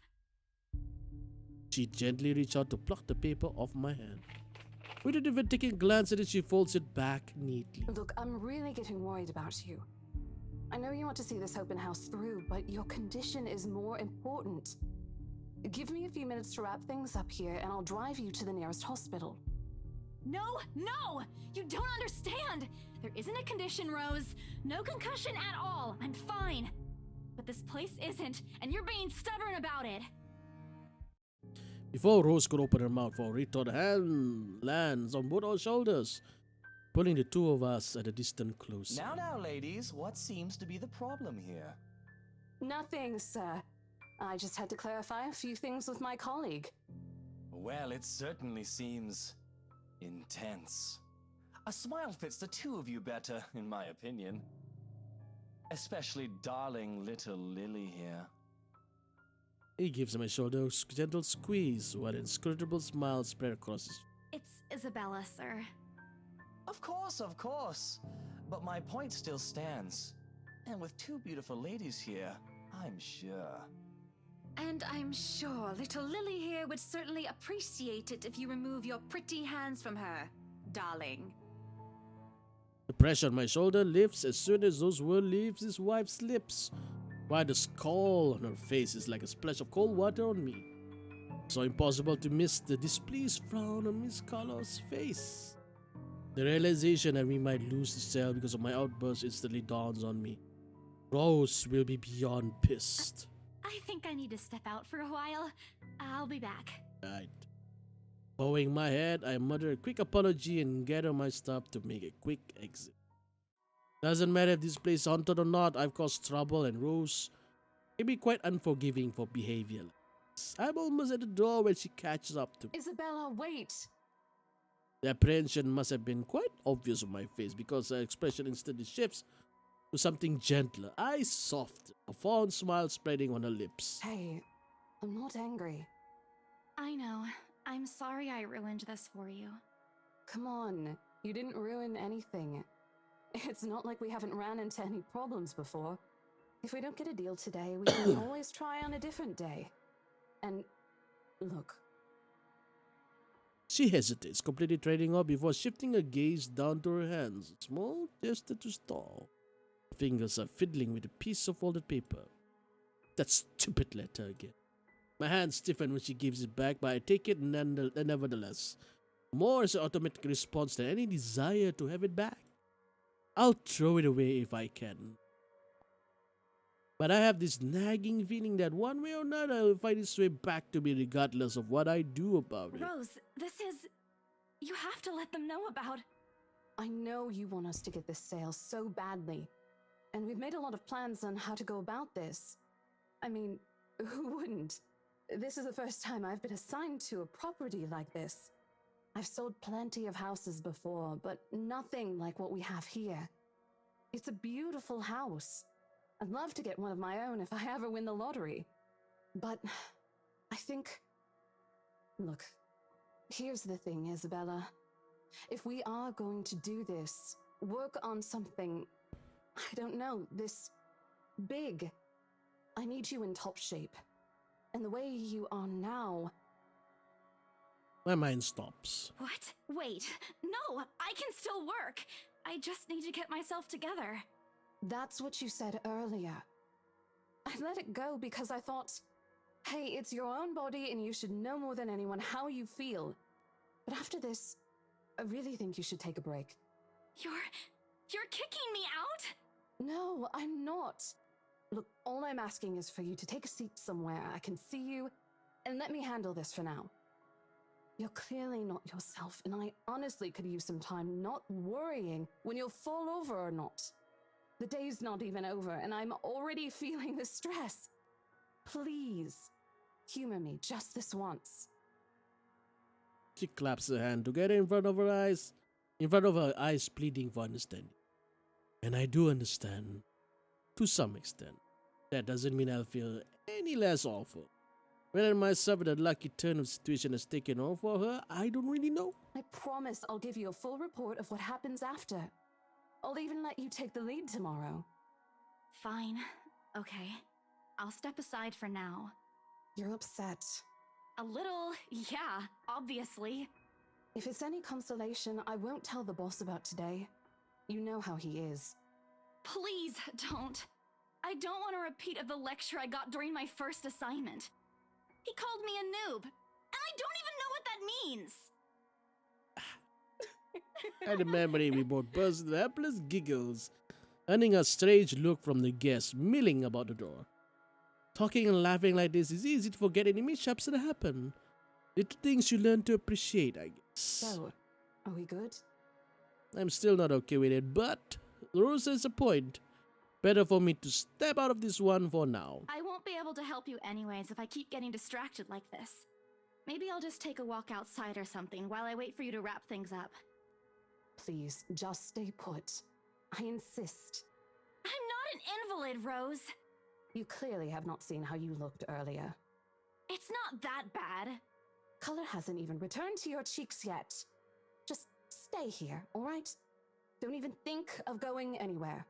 Let me finish what I'm doing here, and then I'll take you back to Luxembourg myself to have that minor bump checked. At least wait for me to call someone who'll fetch you, okay? She's gone before I can voice one word of complaint. Yet, left with nothing else to do, I find myself drifting back to the foyer. Few visitors linger in the area, some merely enjoying the afternoon sunlight streaming through the stained glass window. Others can be seen admiring the priceless antiques decorating the room. One group of elderlies gathered some ways across from me is occupying a friendly battle about which one would cost more to buy. Little argument here, and occasional laughter and teasing there. Smile to myself. The conversation reminds me of what I've been missing these past few months. Rose is probably right. I do need a break. Maybe this afternoon hangout will help. Speaking of, I should call Ash. Plip. Plip. It's a few hours early from what I told him, but he did ask for a call once I'm done. Besides, I don't have a right back. He offered, so I might as well take it. Or bribe him into giving me one. Not that he'll accept the latter, personal convictions and all.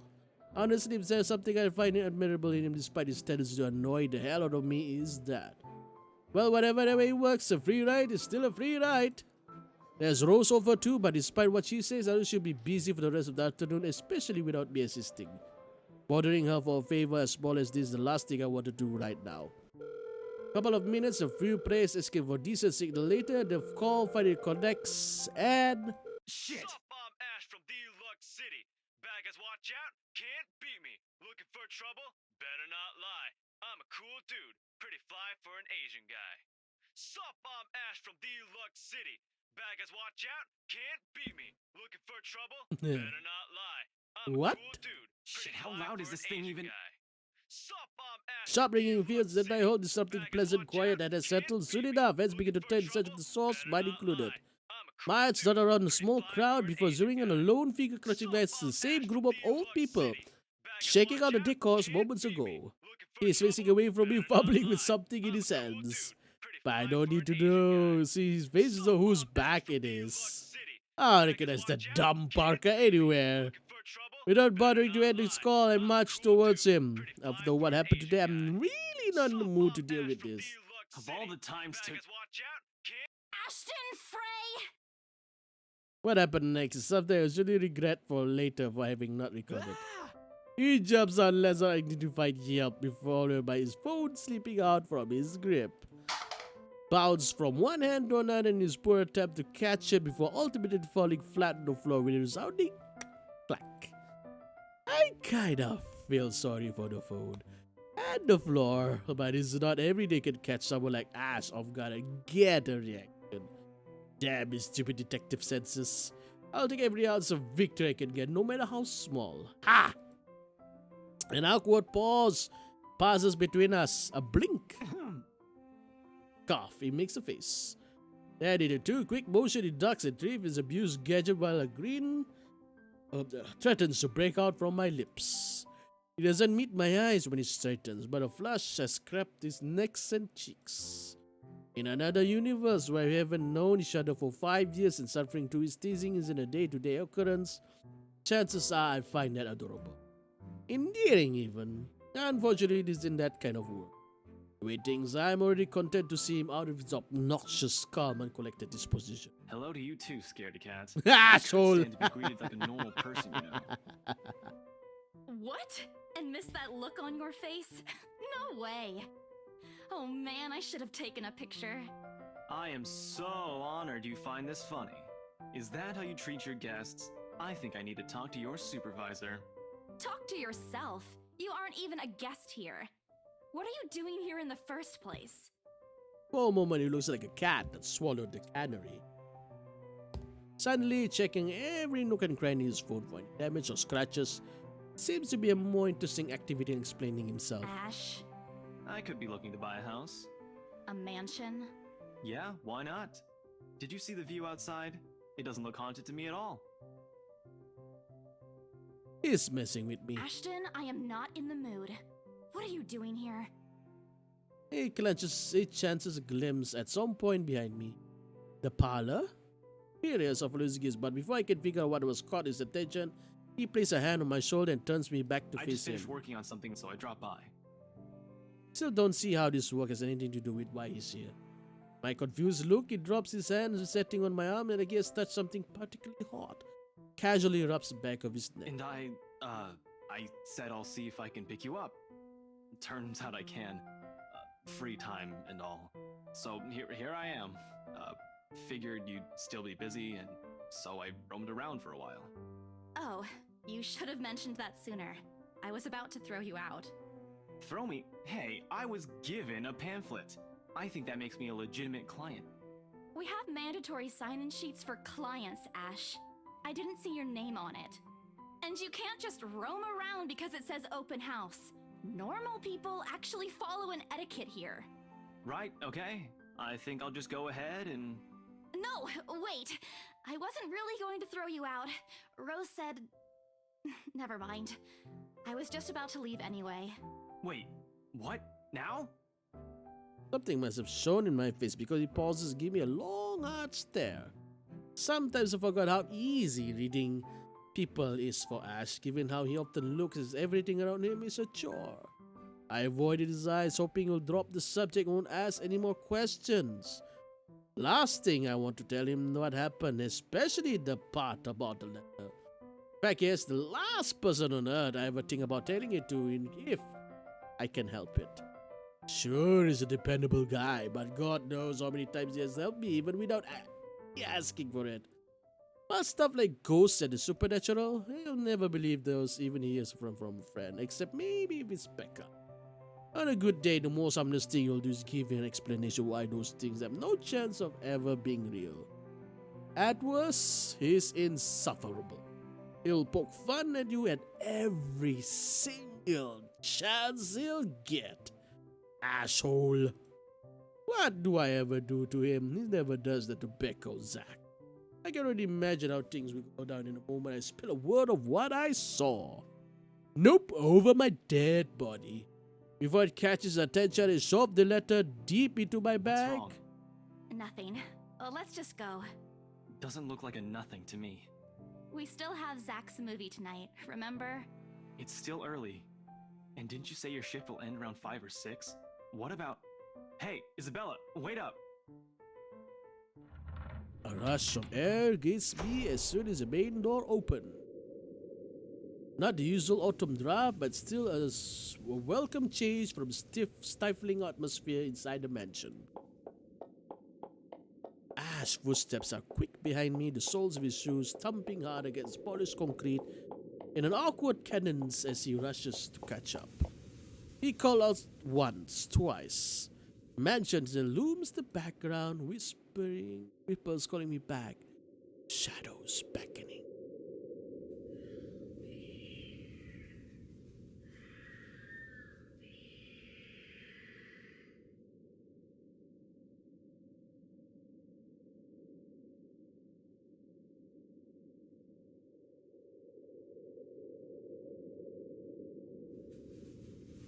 I don't look back.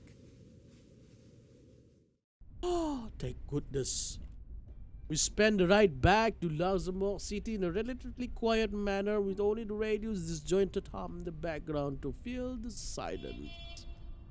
Occasionally, Ash will reach out to fiddle with it until the signal settles or is on a respectable volume, but otherwise he doesn't say anything. Neither do I. However, if the furtive glance has been sending my way signs, I know there are things he's been itching to ask since we left the mansion. Keep my eyes trained on passing scenery outside in the small hope that my disinterest will dissuade him. Here. All of a sudden, he thought something at me from a small compartment on his side. Hits me cleanly on the chin. You can make a move to catch it. Small packet and makes soft landing on my lap instead. Sorry. The glance on him wipes the smirk about to form cleanly off his face. He clears his throat, focusing his eyes on the road again. I swear he did it on purpose.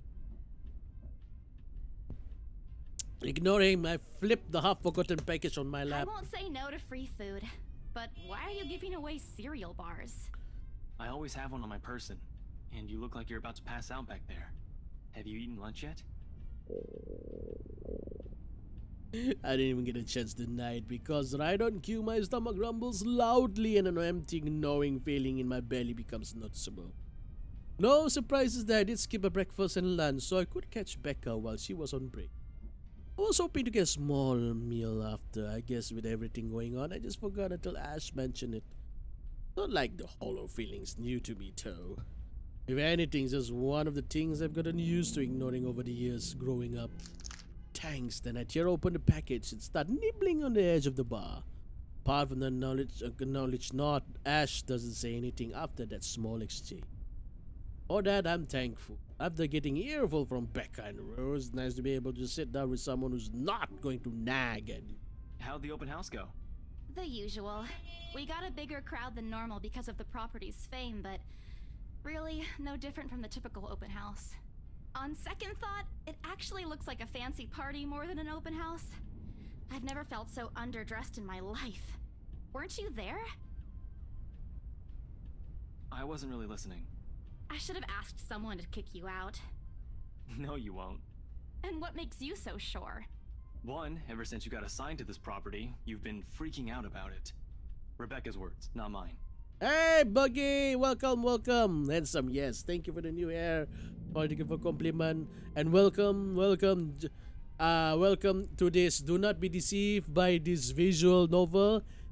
It's a horror visual novel. Wait, ano na pangalan? Oh, thank goodness. Bukan glamarin main. She's been complaining to me about how you talked your ears off, by the way. 2, despite your initial qualms about the place, you still took the job. Which brings us to 3. It's been months since you last settled a deal, and you're short on money right now since you're back to your instant noodle diet. How horror VN can be? I don't know. It scared the crap out of me in the prologue. Now it's chapter 1. How do you even know about the last one? Rebecca. Anyhow, you're hellbent on selling the mansion. Even if someone you know personally is in the tour group, you aren't going to just kick them out. Every single person who went on your open house is still a prospective client to you. Even me. It's not entirely. Oh man, got right to that one, didn't I? I hate you. I really hate you right now. His answer is small lab, that kind of screams, I'm right! I told you so! I hate it when he does that. I'll have you know that there's already someone who's extremely interested in this property. So even if you expressed any sort of interest in it, I don't think they'd be willing to let you have it. Too bad. Provided I didn't watch it with the rights. Ma'am, Hannah in particular don't look too pleased with what I did. I wrote a bit of big apology. I hope she liked free donuts. You don't seem too happy about it. I am happy. Doesn't this look like a happy face to you? Nope. Really? And here I was thinking you found another one stuffed in the sofa. Or is it the wardrobe this time? He meant it as a joke, but how close is the truth made my blood run cold and my own heart beat a heavy weight in my chest. All at once, the letter in my bag feels a whole lot heavier, burdened by own guilt and apprehension. Yeah, well, things happened. Stuff the right couple might not be pleased about. No need to make a fuss about it. It's normal in the business. You made them angry? Not angry, just stuff happened. Like? Things. Did they do anything? Your clients, the rights, was it? I can answer that. At least not without revealing anything that took place in the attic. So I'm gonna save this just in case. Okay. Change the subject or lie to him? Change the subject. You keep asking me about my work, yet you haven't said a single word about yours. That's not fair. Both you and Zach have literally disappeared off the face of the earth. An over-exaggeration, but changing the subject is something that's still better than outright lying to you. Besides, it never works with him. Not sure if it's because I'm bad at it or just because he's really very good at his job. Doesn't even answer immediately, only momentarily shifting a glance over me and returning it back to the road when he has to make a sharp turn. Outside, the sun has already started to descend, casting a vibrant orange glow on the tall buildings. I wonder how long before we reach the venue for Zach's film. Checking the street sign outside, it appears Ash has taken the longer route. Odd, but he's probably trying to avoid the rush hour traffic. Didn't we just talk a week ago over chat?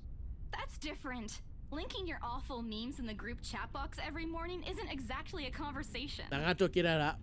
Excuse me, I don't hear you calling them awful while you're laughing at all of them. Shut up! And you aren't answering my question. That ends him as a punch to his arm. I did laugh at them. I'm not going to give him the satisfaction of knowing that I find most of them funny. I don't know, get out of somewhere. It'll make his head bigger, stupid Ash. Alright. Lay off on the abuse. Remember that case I mentioned before? We've been trying to pin the bastard down, but it required more work than we anticipated. The guy's slippery like that. We got some good lead months ago. It recounts what he's been doing in time we haven't seen each other. Usual work, occasional small investigation, a big case he's been working on. Stuff he couldn't mention in the brief time we catch each other online. Although most of them are trimmed down version, only things he can tell, he has already been careful about that. Even the way he spins the answer to my question, just enough to satisfy my curiosity, but enough to paint the whole picture. At one point his voice take on a strained tone when he mentioned something about the big case, but I don't dwell on it much. That's normal, right? I mean, who wouldn't be frustrated if you couldn't bring someone to justice because they keep slipping out of your fingers. And the buggy, yes, and the buggy. Yep. Save me gaming, buggy, save me gaming. If I were in his shoes, I'd definitely lose my mind. His stories never cease to be entertaining regardless. Welcome to this stream, and this is a visual horror game. If things weren't the way they're back home, maybe I would have considered taking the same job as him. Well, nope, not really. Mama would never allow that. But the idea is still there. Along with countless others I've let go. Time passes quickly between us in this manner. Before I know it, we are already at the movie house. A small crowd is already formed from the theater we arrive. The Live Fest, short for Luxborn Independent Film and Theater Festival, attracts a bigger crowd annually, and this year is no different. Only been here few indie films screening with Zach, so I'm not an expert on the matter. But I know that for people hoping to make a break in the industry, creating your film recognized by a local event like this is already a big deal. $2. So I only have $2. Obviously enough to watch you. Yes, it's more than enough. Movie, a 3-hour movie because 1.5-hour movie. Anyway, thank you for the lurk. Especially for a newcomer like Zach.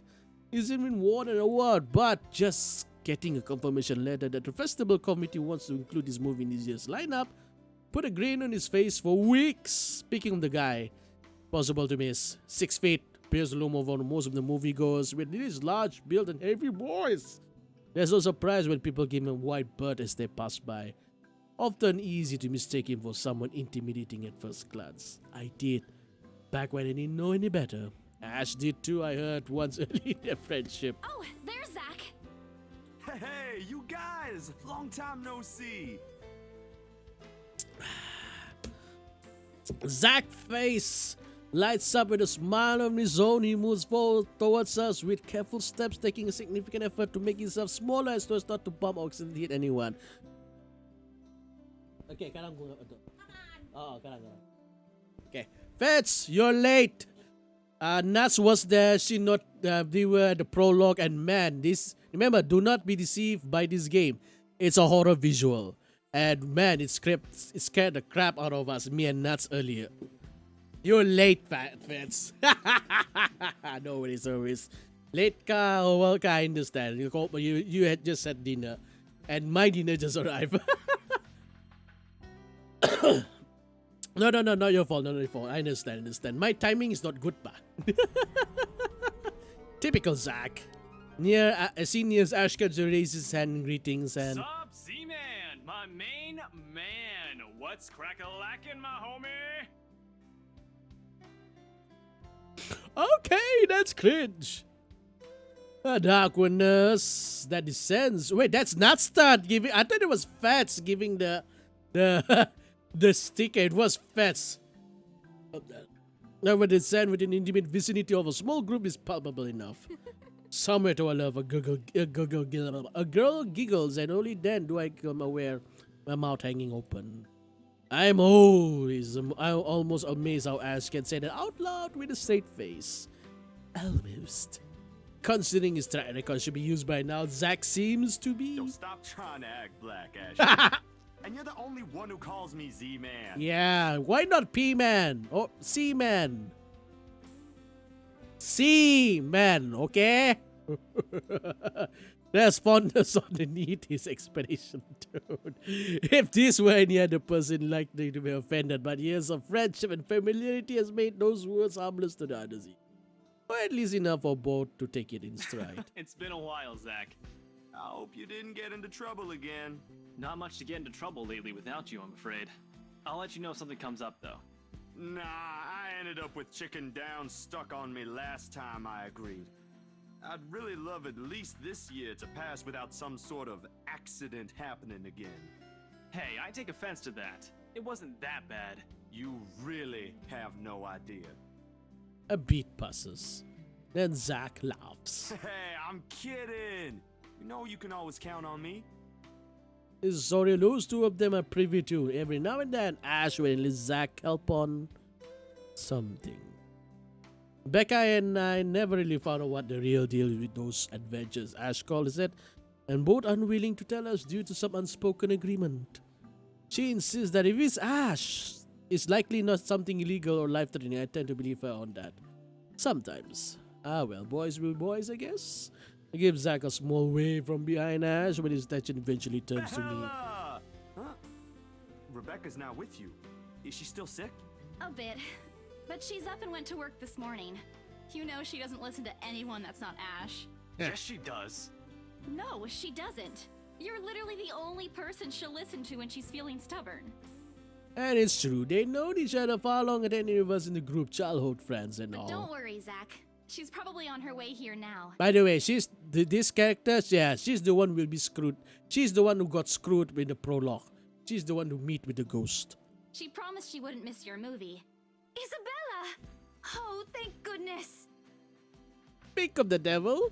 With her warning in hand, grabs me by the shoulder and turns around. Becca, you're just in time.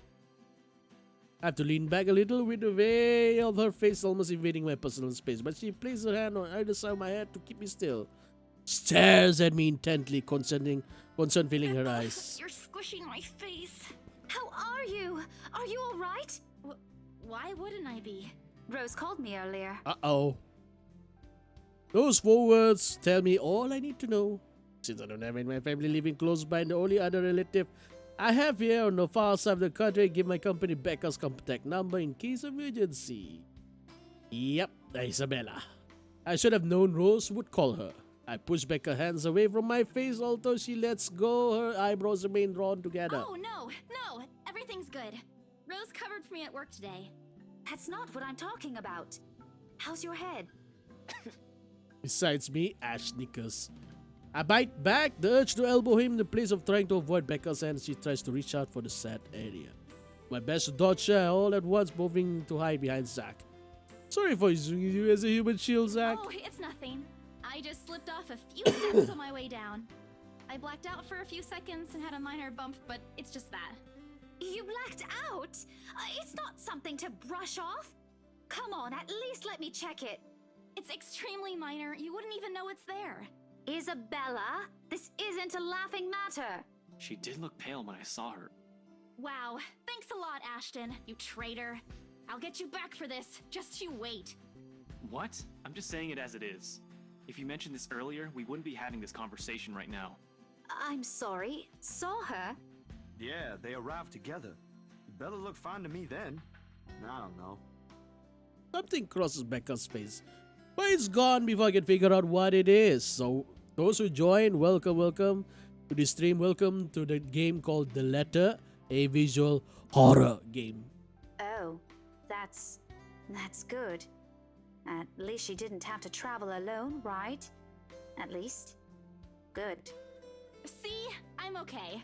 I wouldn't be here if I wasn't. Yep. Oh yeah, don't forget, if you want to catch me next time, don't forget to follow, follow.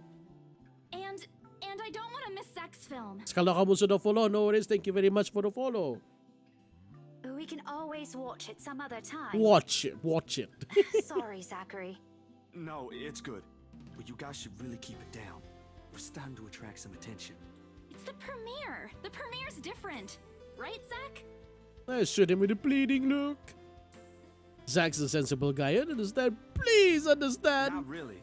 But Rebecca has a point. In the end, I think it's your call. Oh, for heaven's sake. Please, Becca. I really don't want to miss it. You're not missing it. Oh, we're just moving it on a different day so we can have a... Look, you guys. Ash louds unexpectedly cuts through the conversation. He's pinching the bridge of his nose as he speaks, something he usually does when he's getting impatient. Look, you guys, something like that. If she says she's okay, then there's nothing we can do about it. It's not like we can stop her either. Besides, she's still acting like the same old Isabella to me, if she can still run around like that. True. Why are you taking her side? I'm not. But if she wants to watch Zach's movie with us, I'm not going to stop her. She's probably the one looking forward to it the most. Ash, that's... You, of all people, should know... Tell you what, if I notice something amiss with her, I'll take her to the nearest hospital myself. Is that good enough for you? I didn't know the answer before Becca voices it out. Well, she releases a deep breath and nods, albeit with great reluctance. I immediately tackle her into her hug. Thanks, Becca. It's always been you with him, isn't it? Did you say something? Me? Nothing. Don't mind me. If you say so. Okay, guys, showtime's close, so I think I'm gonna get us some snacks. My treat. And then let's head inside. Anyone here has a smaller bill? I think I do. Hold on. I pull myself off Becca to get my wallet from my bag and... What's this? Uh-oh. It's already in Ash's hands before I can even react. Behind him, Becca and Zack's are both given this piece of paper and intrigued look. No! Give it back! It's just a paper. I don't care! Give it! It looks ancient, too. Why do you keep this around? I tried to reach for it, but he holds the paper way above his head. I've never been particularly sensitive on my own height, but right now I really wish I had the advantage over him. Don't open it!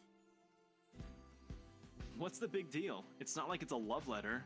I don't see any reason to... Hold on a second. This is, isn't it? Even if it is, it's not for you. Okay. Don't open now I'm it. curious. Don't open it! For the love of God, do not open it! I'm telling you, it's nothing like that. It's... The rest of my words are lost when he unfolds the paper. I can't breathe. My heart feels stuck in my throat, pounding, threatening to burst out. Vaguely, I note how my hands are trembling and my sides clasping them together doesn't do any good. They're still shaking, but I hang on to them regardless. The awful sick weight that has taken its core in my stomach back in the open house return full force. How do I fix this? How do I fix this? How do I fix this? Someone, please. Today is turning out to be a horrible night. Send this to 5 people or else. Well, that's interesting. Guys, I think we should listen to Bella first. Aren't you a few days early for Halloween? Ash waves the paper in front of me, giving me a fleeting glimpse of its contents. I don't need to see. I don't want to see. The letters, the words, every stroke written in blood is already embedded in my mind. Maybe I should have just thrown it away when I had a chance. That way. That way. It's not a prank. It makes all of them stop. Even I am surprised with how steady my voice What is. did you say? This isn't a prank! I saw something! Hold on.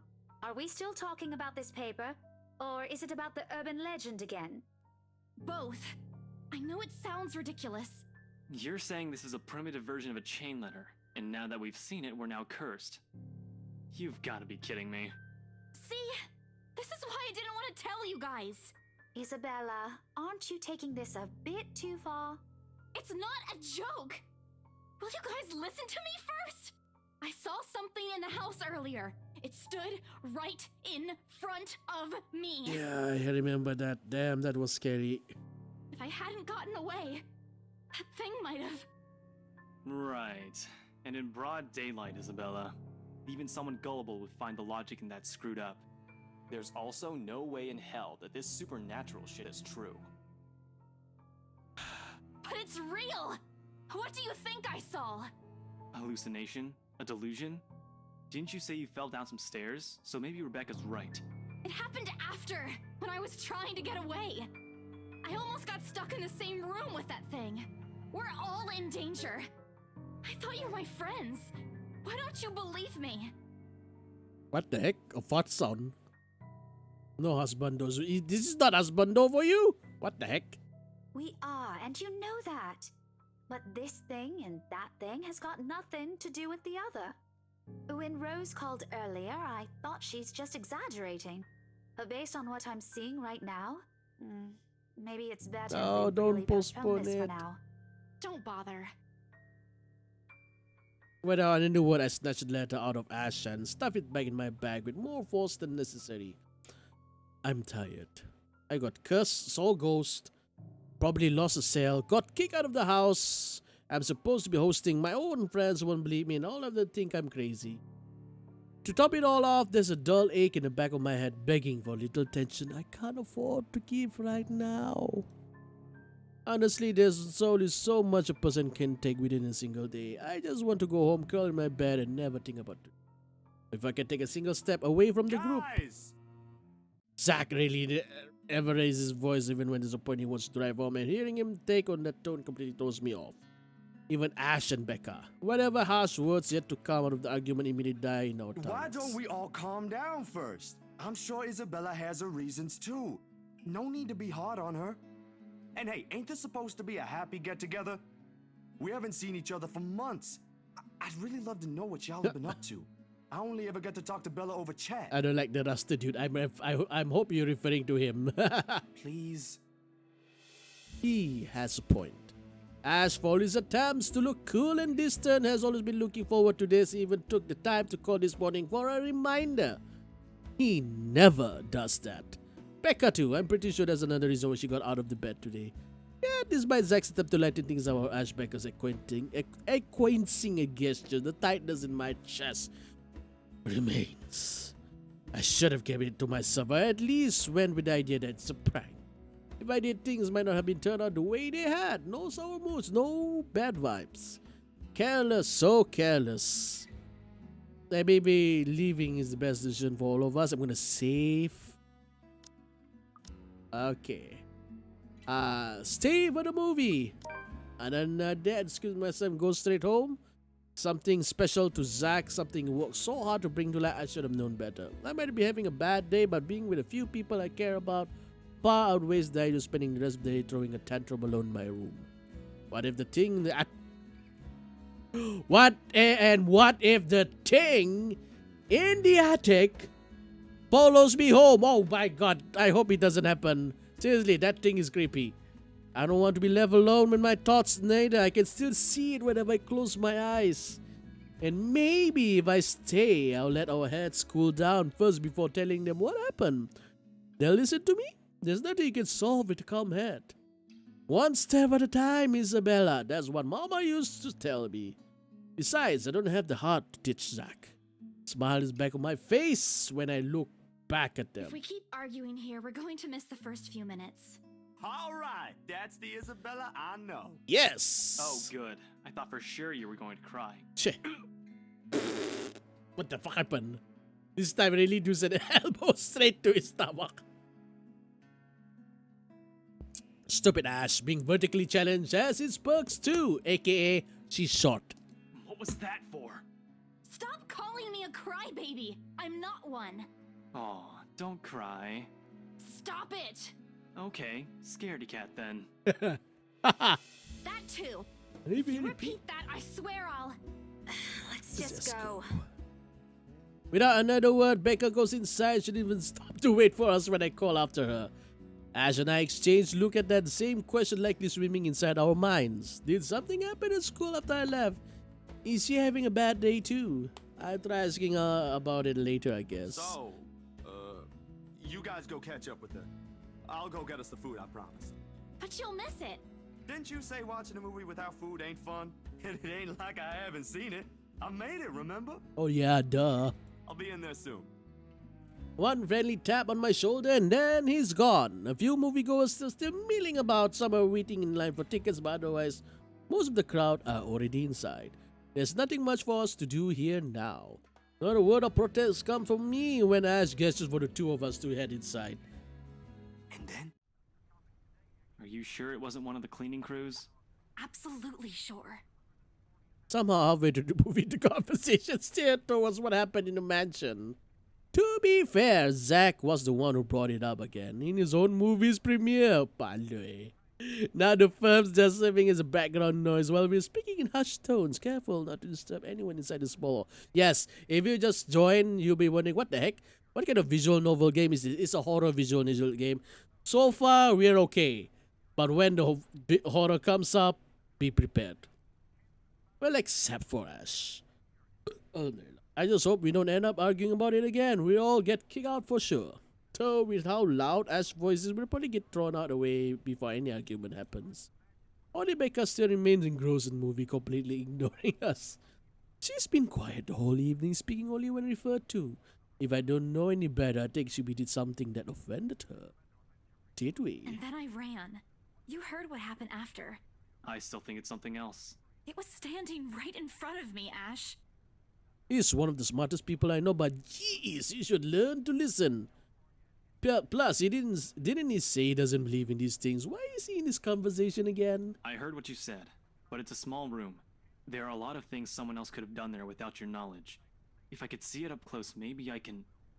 Oh no. Oh no! I am not going back there. Thank you, Isabella. Ain't that a problem if you're hosting an open house? Rose does the first floor tour. I ain't sure ghosts can be restricted to one room, Bella. Damn it, this is Phasmophobia one more time. There are no ghosts, Zach. Stop putting useless ideas in her head. Yeah, but I was thinking, maybe all the house needs is a blessing. Wasn't it left uninhabited for years? The house did change hands over the years from one distant relative of the emigrants to another. None of them bothered to live in it though, and it remained that way up until its current owners decided to sell it. Why didn't I think of that? I didn't peg you as the religious type, Zach. Nothing like that, Ash. Who knows, though? It might bring something positive to the place. That's not a bad idea. I just don't know where I could find someone. You're not seriously considering his suggestion, are you? Yep. Do you have a better idea? I know where. I could contact him for you if you want. Ah! You do that? Or we can find you a psychologist instead. Yeah, very few times in my life I wish my glowers can kill. This is one of those. Ash, that is not a very appropriate thing to say right now. No, wait, that's not what I meant. Ethnographer. I meant ethnographer. This guy's a psychologist too, of course, if you...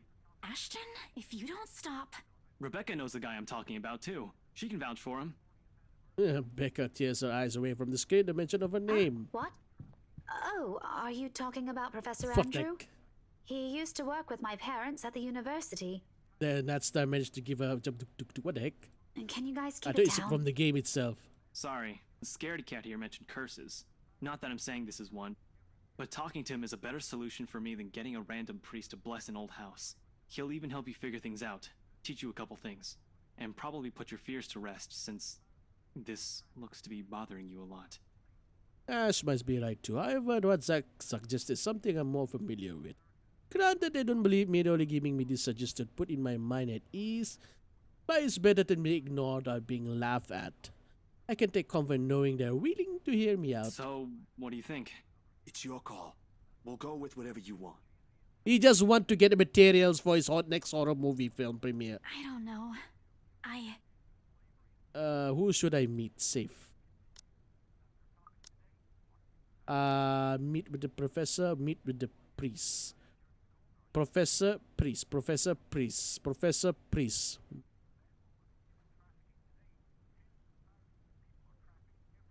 Let's bless the area. Let's meet with the priest. I'll think about it. But maybe we could go with Zach's idea? I'm not so sure about that. Well, it wouldn't hurt to try, right? If it doesn't work, it doesn't work. At least we did something than just stand around. I'll let you know when he's available, Bella. Thanks, Zach. I knew I could count on you. Guys, I said keep it down. You keep insisting that we still watch it. You're not even paying attention yourselves. It ain't a big deal, Rebecca. I'm the one who broached the subject in the first place. It's still your film, Zachary. A good film, mind you. You worked hard on this. The least we could do is watch it with you. And that's what you're all doing. I really appreciate all of you making time for this. Sorry, Becca. We'll stop now. I throw an apologetic look, even if Ash, the only one, should be repenting about her attention is already back to the screen. She's ignoring us again. When Becca's acting this way, there's a big chance something's nagging at her. We really need to talk. We've all fallen into comfortable silence after the kind only you can share with people you're most at ease with. For the first time today, the letters lay forgotten in my bag, if only for a few hours. Night has fallen by the time we exit the movie house. Despite the late hour, the streets are still bustling full of people. Those about to head home, those to meet someone, even those simply wandering about. Walking this sea of unfamiliar souls strikes me how easy it for one of us to get lost in a city as nondescript as Luxborn. I was afraid too. At one point back when I was new and had just set foot in this place. Now with familiar faces walking with me, it feels a little like home. Zack and Ash bid us goodbye shortly before Becca and I crossed to the other side of the street. The former claiming he's got a few freelance jobs to take care of before the days, and Ash? Who knows, he never tells. Sometimes just randomly appear at your doorstep looking for a place to crash. He does that to Zack a lot, much of the latter's frustration. But he's a busy guy too, despite the laid-back air he gives off. Thanks for today, everyone! No problem, Zach. I'm sorry for what happened earlier. Yeah.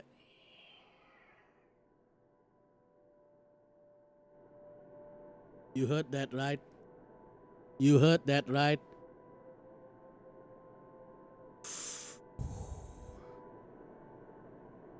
Huh?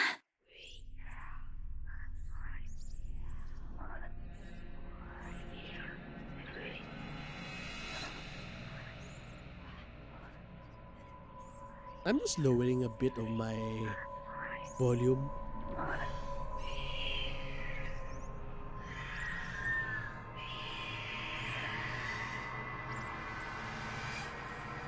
I hope you guys are wearing headphones.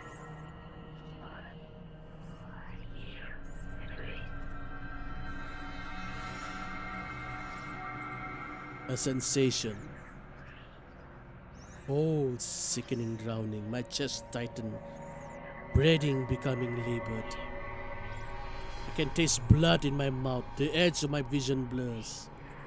In the distance, amongst the countless nameless people going about their lives, a voice reaches out.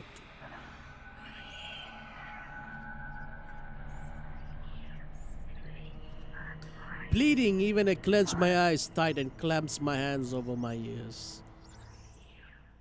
Whispering and whispering and whispering. Calling out.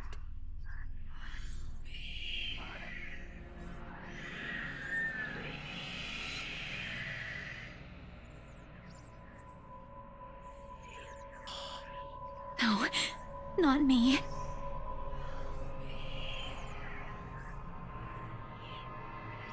Somebody. Isabella? Earth to Isabella? Ah. At her voice, the whole world suddenly snaps into place. The murmur's gone. Oh, gila dia mana tikung na nga. When I open my eyes, Becca raises an eyebrow at me in question. Weren't you listening? Are you coming with me? I'm just lowering the volume. Oh, yeah. Just. Okay. Sorry, I spaced out. You always do that. I follow her without complaint, but not before sneaking a glance to the far end of the street. Where the voice come from? Where another set of eyes might be staring at me. Nothing. There are only Zack and Ash watching over us as we head back to where Becca parked her car. If I'm expecting to see something or someone there, I try and let it show. Try not to think of his tiny pinpricks of fear crawling in the pit of my stomach. See you guys some other time. Yeah, see ya. Another glance and a final wave, we go off on our own ways. I don't know what I saw, I don't know what I heard, I don't want to know.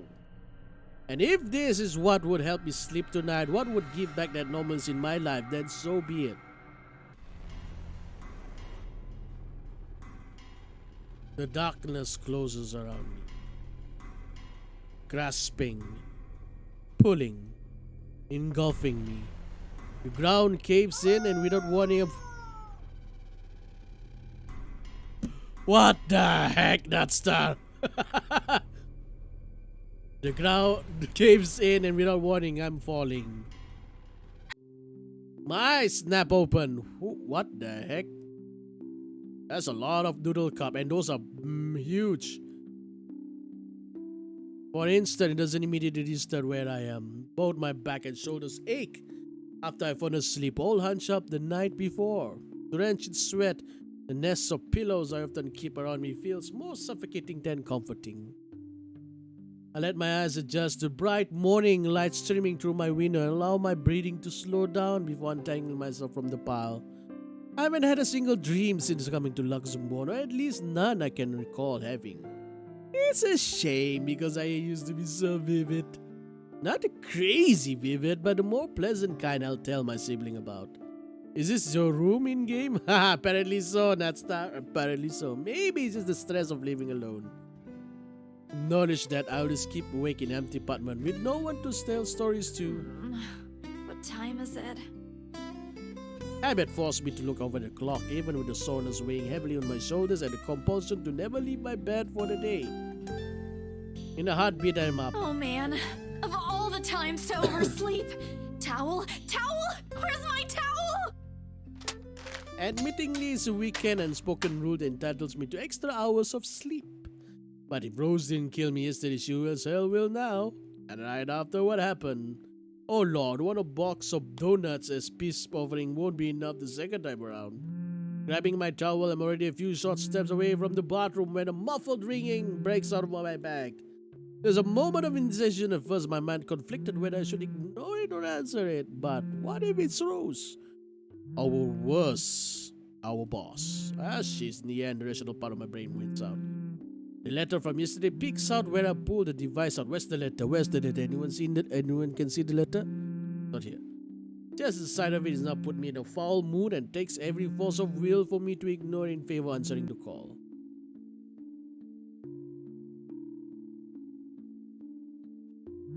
Caller ID reads Mama. Ooh. Huh? It's around 4:45 p.m. in the Philippines right now. An unusual time for them to call. Usually it's around noontime here and I'm the one calling, not the other way around. Better for them to use their mind on something else than an intentional call. Regardless, I'm in the most cheerful tone I can gather. Hello? Grace? How are you? Mama! I'm doing okay. How are you guys over there? We're good. EJ won a storytelling contest at school the other week. Brought home a medal. I thought you should know. There's a tired lilt in her voice as speaks. It's been there since Papa had to leave his job.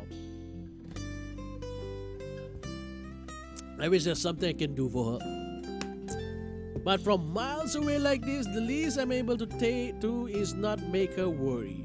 If only my older brother would actually lend her a hand, but Lord knows if that'll ever happen. Also, Kuya Jordan's already out drinking right now. Again.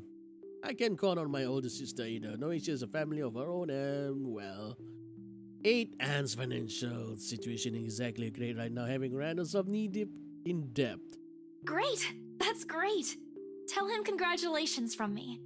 And let him know I'm gonna send him a little something extra this Christmas. It's interesting, this one has voiceover, usual animate. Yeah, it's true. Yeah, I'm quite surprised this has voiceover.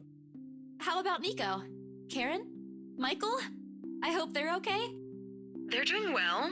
They wanted to talk to you, but they're all busy with school. Oh no, that's fine. I don't want to bother them. Just tell them to keep doing their best for me. I'll just call back when I know they're not busy. And Papa? How's Papa doing? It's a subject I'm a bit hesitant to broach. From the way Mama's voice hitches, she doesn't want to bring it up either. Papa. Grace, he's having a little difficulty right now. Weak appetite, he's having trouble swallowing, and lost a few pounds. But the doctor said we should keep encouraging him. It just means his body's accepting his new treatment well. The money you sent last time helped a lot to pay for it, by the way. Oh, I see. That's good.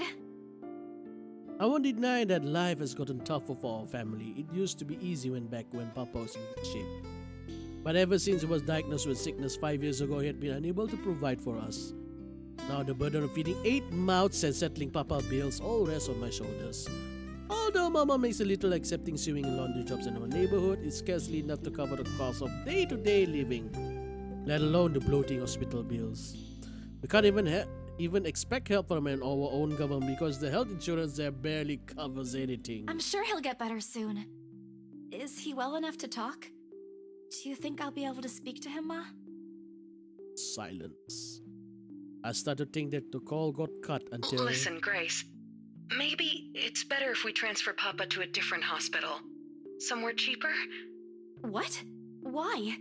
Did something happen? Is it the deposit issue again? Give me the hospital's number. I'll talk to them. No, it's nothing bad. The service here is good. Too good. Even the doctors. But I'm worried you're working yourself to the ground because of it. Mama, we've been through this before. I want the best for Papa. And don't worry about the bills or the medicine, or me for that matter. I can handle myself. Everything's going well here. In fact, we're about to close a large sale. Hopefully. If not, then I'll find another way. She doesn't need to know. Sorry, Mama. You taught me not to lie yet. Look at what I'm doing. I'll have money to send over soon to cover the rest of Papa's treatment. And there's more than enough for Karen, Nico, Michael, and EJ's school tuition, too. Thank you so much, dear. I appreciate it. We all do. But I just wish you'd come home to us soon. Kailan ka uwi? Wait, what? Kailan ka uwi? When are you coming home? EJ the youngest used to be the only person asking me that. How do you respond to a question you don't have a definite answer? 5 years later, I still can't give them a straight one. I smile though Mama can't see it. I fight to keep my lips from quivering, my voice from shaking. She got enough on her plate as it is. No need to weigh her down with unnecessary concern. Promise me you'll be there to welcome me when I do, okay? Of course. I'm sorry, Grace. I need to take this for a while. There's a small commotion on the other end and sound of gates opening, the voice of a child, EJ talking excitedly about his day at school, the tapping of feet on the floorboards as he runs. It's been years since I went home, but I can still picture the whole scene in my mind. How tall is he now? Are the neighborhood kids bullying him now when I'm not around? Did Mama rearrange the furniture in the living room again? What are they having for dinner today? I miss them. I miss them so much. What is this? What kind of visual novel is this? It's giving us the feels. It's okay, Ma. I need to go too. I've got work today. I'll call again soon, alright? On a Saturday? Oh, never mind. Take care of yourself, dear. I love you. Love you. I love you. Bye. Ends with a soft click, leaving half-truths and empty promises hanging in the air. Closing my eyes for a moment, I take a deep breath and shake away the thoughts are beginning to swim inside my head. Pointless to mull over these things right now. Okay, Isabella. Time to get that mansion sold. Unfortunately, if I can take a single step, it rings again. No doubt, she forgot Mama? to say something. Did you forget anything? Excuse you? I'm too young to be your mom. Are you still sleeping? Hold on, never mind that. Get yourself in the office. Hurry! Yay! What about the open house? Oh no. Is it Sir John? Did he hear about yesterday? Am I in trouble? Oh god, oh god, oh god! I'm gonna get yelled at, aren't I? What do I do? I hear a I'll sound. buy you an extra box of donuts if... Oh, thank you, SageKey, for the raid. Hopefully, you're in time for the... even though, do not be fooled. Okay, to those who just came, do not be fooled by this appearance of the visual novel game I'm playing. It's a horror game. So we are waiting for that moment. Me and Natstar, we've been waiting from the prologue. This is chapter 1. We've been waiting for that moment where the haunt begins. No, it's nothing like that. Will you calm down? Get yourself here, alright? I'll tell you everything then. And hopefully our friend in this game managed to find the priest so we can do some exorcism. There's a telltale deal of several feet shuffling against a wooden flooring and this thing yelling in the background before Rose cuts the connection. That isn't in any way comforting. That isn't enough reason for me to hastily discard my phone and finish my shower in record time. You know what? Those are very, very big instant noodles. Like, compared to mine, those are tiny. Compared to mine. Walao. Yes, H-Kick, I hope you like some horror. Okay, to be honest, I didn't expect a visual horror game to be that scary. When it happens, when it really happens. In the prologue earlier, it really scared the crap out of me. Especially when I'm wearing a headphone. I make it to office within 20 minutes of leaving my apartment completely disheveled and out of breath. A feat I've had into my account my usual travel time. Routine claimer coming to Briar Realty Corporate's Luxembourg office greets me as soon as my office crosses the threshold. Papers rustling, telephones ringing at sporadic intervals, agents stuck in varying volumes, stop moving about. Where the hell is C? Where are my employees? What the actual fuck, guys? Of all the times to disappear without notice. Okay, the game actually has the word fuck. My boss' words turn muffled as someone else closes the door to his office, likely the work of our HR manager. So the past weeks he's been in bad mood over a few employees who have failed to report to work. I hear they're still trying to get a hold of them, but to no avail. The result is half their workload be shifted to all available soft, so as to not to lose quiet. And I might next door give anything myself more to send to my family back home. Although the rumors of a branch closure cling around because of this is indeed a bit worrisome. My bag barely touches the top of my table when Rose pulls me aside. Here, I need you to help me with these papers. If you could also get these signed and photocopied before lunch today, that would be great. One after another, she thrusts a bunch of paperwork in my hands without explanation. Page flutters away from the top of the pile. I lean over to pick it up. My eyes scanning the top of the page as I straighten. A purchase and sale agreement. Rose simply gestures her thumb in the direction of her visitor and tilt my hands and question. There, she turned on the sofa and completely... Oh, I think she would gesture with her thumb like that, Kalito. Completely out of the place in the humbly decorated room, same couple from the day before. The rights. Something bubbles up in my throat. Their present office can only mean one thing. They're buying it? We got a deal? Hell yeah! She swats my hand, tugging a sleeve out of her eyes, eyed with something akin to joy. She wants this sale to happen as much as I do, and now that it's here, deal needs to be closed yet. Documents need to be signed still, but the elation is there. Along with a foreboding feeling I can't quite pinpoint. I had to do a little damage control, but they're already interested in acquiring the property, even before they attended the open house. I mean, isn't it obvious? They already hired an interior designer. I've never seen a buyer as aggressive as Madam Wright. She didn't even try to negotiate a lower rate. Very sus though. One at a time, Rose. I can't process everything you're saying at once. What do you mean? They're paying 15% higher than the listing price. Wait. As long as we get the paperwork done as soon as possible. Did you guys see that just now? Does this game, a visual novel, have jiggle mechanics? Did those jiggle just now? I feel like it did. It jiggled just now. I think if we allow it, they'll be paying up front too. Even with that urban legend? Rose nods. Oh, I was so sure we lost the sale after yesterday. Don't look so surprised. We still have to conduct some last few checks before we completely Oh hand it no, over not to the them. checks. Oh god. Not Please. that thick. I'll happily do the paperwork duty, Rose. Please, yes. I'll even go to the land registry myself and make sure the property changes hands with every single legal blessing. Don't they have better things to spend money on? I'll haggle down to the lowest possible price if I were their place, especially with the stories attached to it. Not that my opinion matters one bit here. We're just air agents who received the hefty commission after all, nothing more.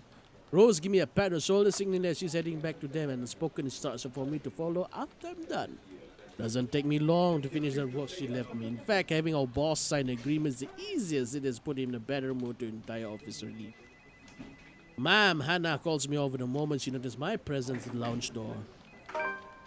Her lips are twisted in a frown. She doesn't seem particularly happy to see me, and I'm not surprised. Who wouldn't be? I almost created a scene. Mr. Wright, however. Why, if it isn't the little Lily?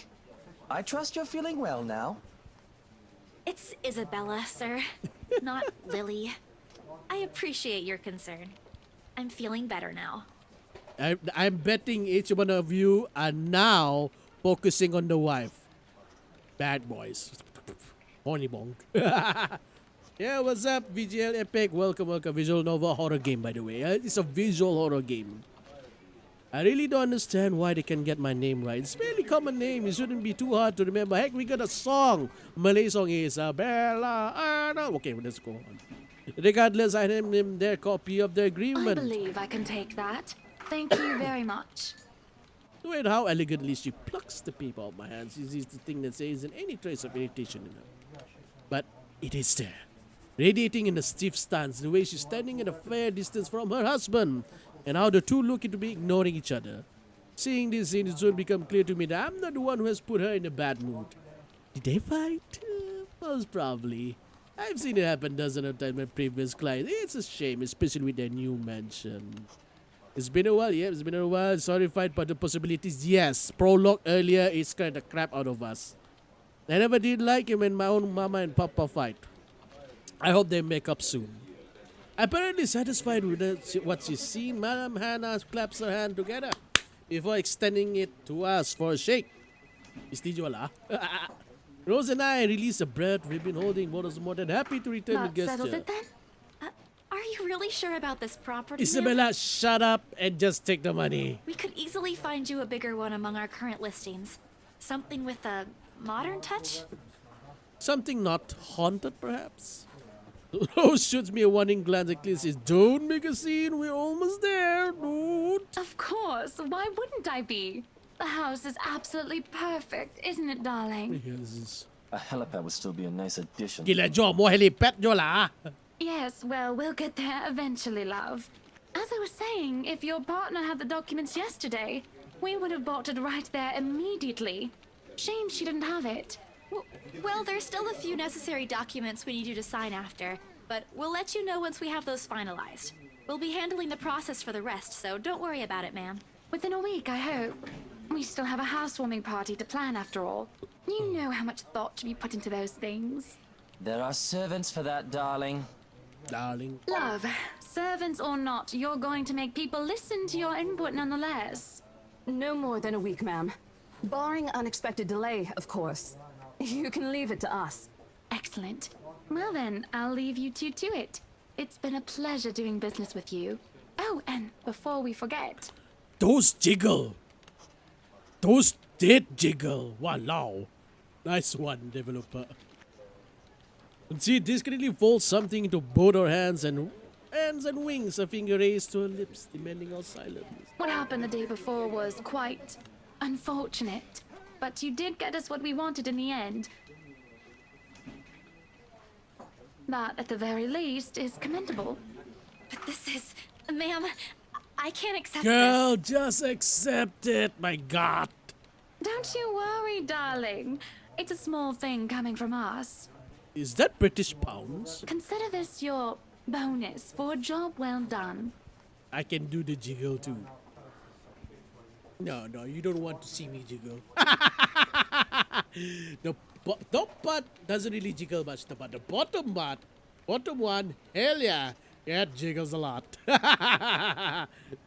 She smiles sweetly like this, simply the most abnormal thing to do in the world. Oh, before I forget, my lovely interior designer would appreciate it if you hand her a copy of the floor plan as soon as possible. She's dying to work on the house. Why is been itemized that one, the word dying? Hold on, Tabana. You can do that, yes? Here's her contact. Certainly, ma'am. We'll have it processed as soon as possible. I knew I could count on you, lovelies. I hope to see you two soon so we can get this closed. Just like that, transaction over and done with. My master reeling even after they left. Other agents would kill to have clients like them. Part of me feels lucky about the fact no lengthy negotiation, no sudden change of mind, just talk, signatures, a few handshakes here and there, and we are done. The other part? Seconds ago we sold hunted property to two innocent clients. Sure, the commission's big, but enough to continue funding property and money operation, big enough to pay for all 4 of my subject schooling. Heck, you kept me away from instant noodle diet for months. Shit, trust ako to eh. I have to go back to the mansion as well once the deal has been closed, much to my sanity's relief. But knowing that something's in there, and we gave it to good couple despite that. Oh, Isabella, the things you do to sell a house and get money. Papa won't be happy with that. At least I have good news to tell them next time I call home. The little lie I told Mama this morning isn't a lie anymore. Well, there's something. So how does it feel? Good, I got bonus. How does what feel? Your first big multi-million-pound sale, silly. I know you've been with us for years, but this has got to be memorable for you. Memorable is an understatement, Rose. Come on, show some enthusiasm. They gave us a bonus, too. Aside from the commission and the other bonus boss promised. What are you going to do with it? Spend it on... I'm not going to say it. I'm not going to say it. Okay, I'm going to say it. I'm going to spend more instant noodles. Okay, let's go on. I don't know. Send it home, probably? Okay. All of it? Semua? Not everything, of course. Most of it. I'll leave some for my living expenses. Listen here, Isabella. I'll teach you something I should have told you before we ended your training. She slings an arm over my shoulder and leans close to my ears as though she's about to share a big secret. Oh, wait.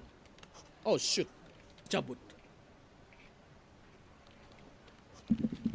Okay, we're back. It's okay to celebrate from time to time. I don't get it. It's simple. Go out, do something for yourself. Throw a party and treat your friends to free food. Yes, we love free food. Didn't you say the last one's some sort of tradition back at home for you? Hello, this is practically a done deal. Isn't throwing a party a bit excessive? Nope, hell no. Your call. I won't say no to an invitation, by the way, in case you really are planning to throw one. A few drinks would be nice too, thank you very much. I don't think my apartment's big enough for that. You could always move? Bloody hell, you're working in real estate. I know, right? I think I'll pass. That's too much of an unnecessary expense for me. But I did promise Becca free lunch in case the sale goes well. You go do that. Hold on a sec. Hello? Hello? She quickly removes herself from me to answer the phone on her desk. Don't shift from playful to professional in the span of a few Today? seconds. Not a problem, ma'am. I could bring you a copy of the contract if... Must be another client. Nothing surprisingly, she's one of the BRC's top agents no matter how modest she appears. Saleswoman true and true. I on the other hand had a very little knack for it. Yeah. Of course I learned eventually. I had to. But someone else will, without a doubt, do a better job. Once Joe and the drunken Super Rose told me a story of what could have been. Years ago, wide-eyed, young and brimming with yet-to-be fulfilling dreams and ambitions. He was a term or two away from a nursing degree. Out of courtesy, I never pressed on the matter further. But perhaps it was where the sense of fondness started. Small connection due to one similar experience or respective lives of goals we both left pass us by because of the circumstances we're in. I'd be happy to discuss this over tea, ma'am. All right, I'll be there. Thank you. New client? Reassigned. Have you heard from Mark at all? Not since the first visit to the mansion. Why? No news from the HR yet? None at all. Boss thinks he ran away. I doubt it, though. He's too much of a wimp for that. There must be another reason. Who knows? Anyway, I've got to meet this one. I'll see you later. Bye. She throws a wave over her shoulder as she rushes out of the office. Lunchtime bell soundly shortly after. Chat of fellow agents I was heading out for a much-needed break. Ordinarily, there's no need for me to go out, but oversleeping that allowed me the luxury of packing my own lunch today. Consider taking instant noodle cup on my pantry, packing your lunch. Had to get a good promise I made to Becca, I suppose. Maybe invite Zach and Ash too. In the end, only Becca and Zach could come. Ash, on the other hand, couldn't be reached. All my calls went straight to his voicemail. He said it again, right here today, gone the next day. Oh well, he's lost. We have agreed to meet at a nearby cafe, the same one I frequented Becca before it's cheap and gave away free bread around closing time. Quite a quaint little old-fashioned toy. Looks a bit out of place amidst the city's tall buildings, but we love it all the same. Much like its facade, the interior carries an antiquated charm to it. Vintage art pieces and rows of shelves boasting intensive collection of books cover the walls. Would be nice to hang out for hours and end, but even on weekend, the place is still packed with people. Thankfully, Becca and Zach's already found seats and engaged some casual chatter when I arrived. Oh wow, OBS is going down. Strange seeing the two of them without Ash accompanying the other. They've never been particularly close. Sure, they talk when they meet, laugh at the same thing when there's something funny, but there's distance, the kind born purely out of differing interests. Oh wow, right now the internet has gone down. It has gone down a lot. Oh, okay, please go up, please be green. Okay, we're gonna continue. It's back to green. Whew. Dak or Zach simply afraid of Becca. It's not impossible, I won't blame him if he is. He might be the tallest in our group, but everyone knows it means nothing against Becca's temper. Even I am a little scared of her. Zach! Becca! Well, you seem to be in a better Yes, mood it today. does jiggle. What happened? What the heck? Okay, I didn't notice that earlier. Ooh, that's good. This game's good. Please, for the love of God, that guy hopefully doesn't jiggle. I don't mind the girl jiggling, but not the guy. I know that smile, Belle. Come on, still.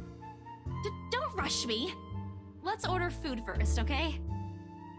A waitress come by to take our order. On a normal day, me and Becca will order a hearty serving of their special vegetarian stovies. Zach takes anything with a good helping of meat, sausage, or potatoes in it. Today's a good day, great even. Another round to indulge a little, right? Today's special. For the three of us. Even the person jotting down her orders looks surprised at today's meal choice. She writes it nevertheless and leaves without a comment. Becca furrows her eyebrows, her mouth halfway open, ready to let loose what's likely a string of reprimands. Don't worry, it's my treat. Glare she sends my way reminds me of one I received from Mama when I punched a kid bullying younger brother 18 years ago. Naturally, I never did it again after she made me apologize the next day. But Becca's far from being my mom. Small sheepish grin is enough to turn that frown into a defeated sigh. Food arrives in the middle of a funny story from Zach, putting the rest of the conversation on hold as we are each served our order. Is it anything fancy? Pan roasted seed, what the heck? The thing is, people, it's already 10 p.m. My dinner is upstairs, getting cold, with my drink. And now, I am that hungry right now. And looking at the fabulous food in front of me, wow! My stomach immediately. Sakit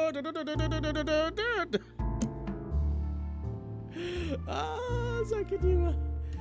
I really want to go towards the horror part, but man, this chapter is long, very long. I've been streaming like 2 hours 40 minutes already. Wow. Pan roasted sea bass. Oh, screw that. I'm not gonna say that. Never pay attention. Okay, I'm not gonna say. Oh, good. I'm so hungry. I think I'm dying. Don't say that, Isabella. You're always hungry. That I agree. Hey, not all the time. Let me guess. You skipped breakfast again. Gila terasa ko eh. My dinner's upstairs. Not on purpose. I may have overslept by a few seconds today. There's no such thing as overslept by a few seconds. Right then. Stop stalling, Isabella. What's this about? Let us say, Rebecca. She wouldn't be inviting us out if it wasn't worth hearing out. Well, we're waiting. I'm treating you guys to a once-in-a-century thing. An expectant grin breaks out on my face, except... I'm sorry, say that again. And this is important because... Ika only raises an eyebrow at me while Zach appears like he didn't get the punchline to another lame joke as main and desperate searching for someone to explain it. Oh, Mama, maybe I should rephrase it. I don't know, I just want to save. She's not here, so we should celebrate. My incidental days are over. Okay, let me do that again. Guess what, guys? I'm paying! I sold the house! Hey! As news sinks in, the expression goes from sheer bewilderment to utter surprise. Woo! That's more like You it. heard me right, ladies and gentlemen. As of today, I'm Maria Isabella Grace Cruz Santos and free from my instant noodle binge. Seriously? Hold it, Belle. You sold the house? Yep. Which house is this? In Anselm Village? The one with the open house yesterday? The one and only. Come on, Becca. I know you've got a better memory than that. Oh, wow. That's... She lets out a hum. Although she's nodding, she gives the impression of someone who has heard something unbelievable is still forcing her brains to absorb it. Did she think you will be able to sell it? Have some faith in me, Becca. I am not your best friend or what? You don't believe me? Words stumbled on my mouth before I could stop them. I've been trying to avoid bringing up just this little spat and judging from the looks on their faces. Seems they are too. Me and my stupid mouth. I'm sure it ain't the way you're thinking, Bella. No, I do believe you. But don't you think the sale happened a bit too fast? The open house only started yesterday, and now you already have a buyer? Orang kaya yo, orang kaya. It happens from time to time. Yeah, but look, I'm happy for you. Just yesterday, you've been really worried where to get money for your dad's new treatment. And now, all of a sudden, you have something. What if the sale doesn't push through, or I don't know, they're a fraud, or they suddenly back out? Isn't it a little too early to celebrate? Rebecca does have a point, Bella. If you haven't closed the deal yet, there's still a chance they'll go back on it. They don't seem like it to me. The lady appeared to really want it, and she approached me without even finishing the tour. Pressure me into it, more like. I'm not going to tell Becca about that, knowing her is your only worry. And she already hired someone to handle the house's interior design. You're joking. Who would do that? Orang kaya! Duh! The Wrights, apparently. It's actually pretty funny.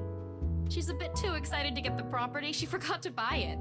At any rate, they've already signed the agreement today, so it's just a matter of time. Oh, that happens to me. I got excited about the game Bravely Default. For the 3DS. I'm so excited about it. I actually bought the game, went out the shop, then I have to go back in and tell the store owner, hey, tell the workers that, hey, remember the game that I pay, don't forget to give it at a later date.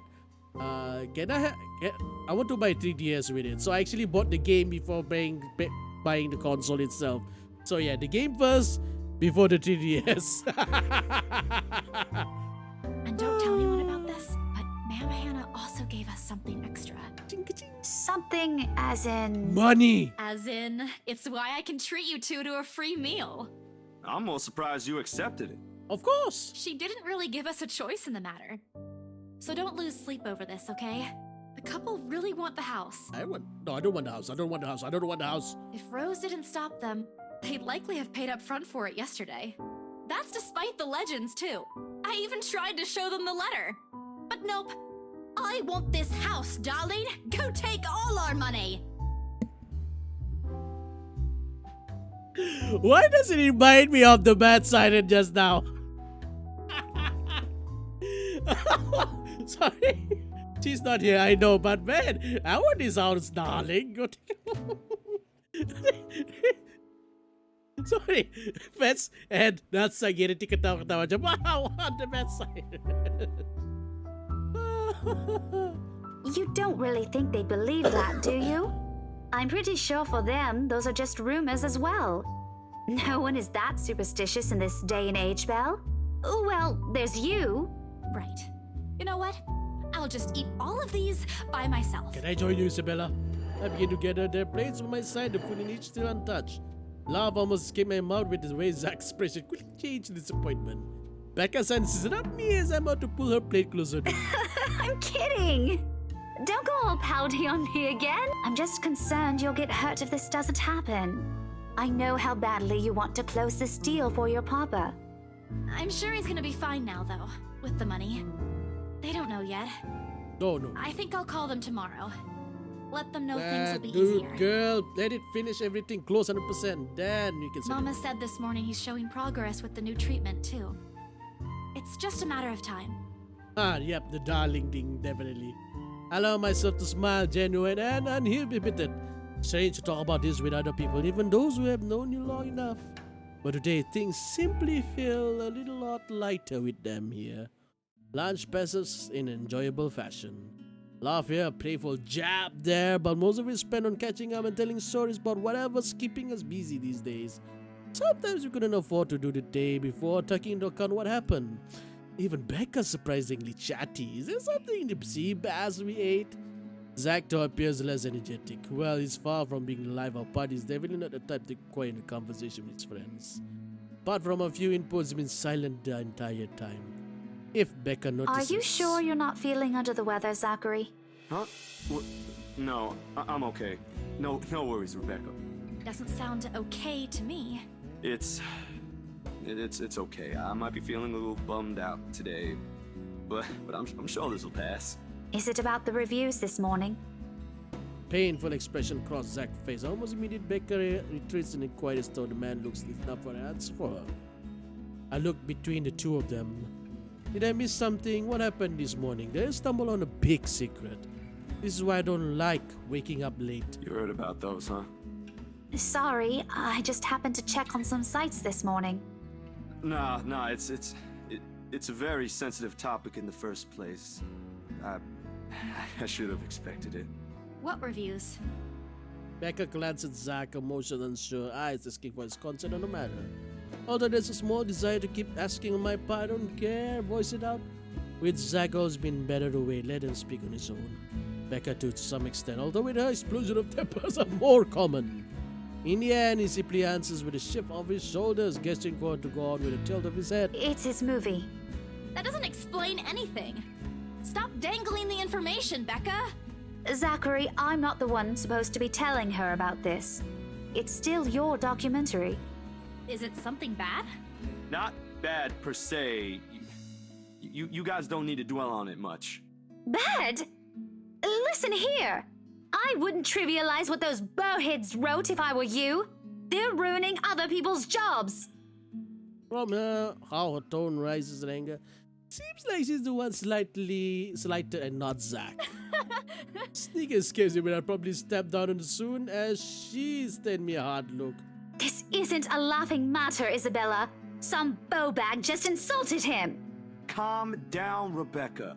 Those are just reviews, and it happens a lot. Yes, and FYI, if The Eternals is not the best, but it's still a good, solid, average movie. Heck, I watched it twice already. Because the visuals are beautiful. Really beautiful.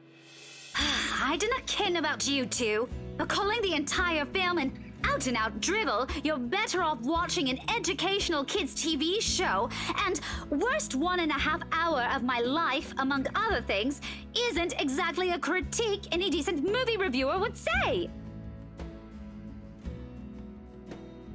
Yeah. If you could call that a critique, did we even watch the same film?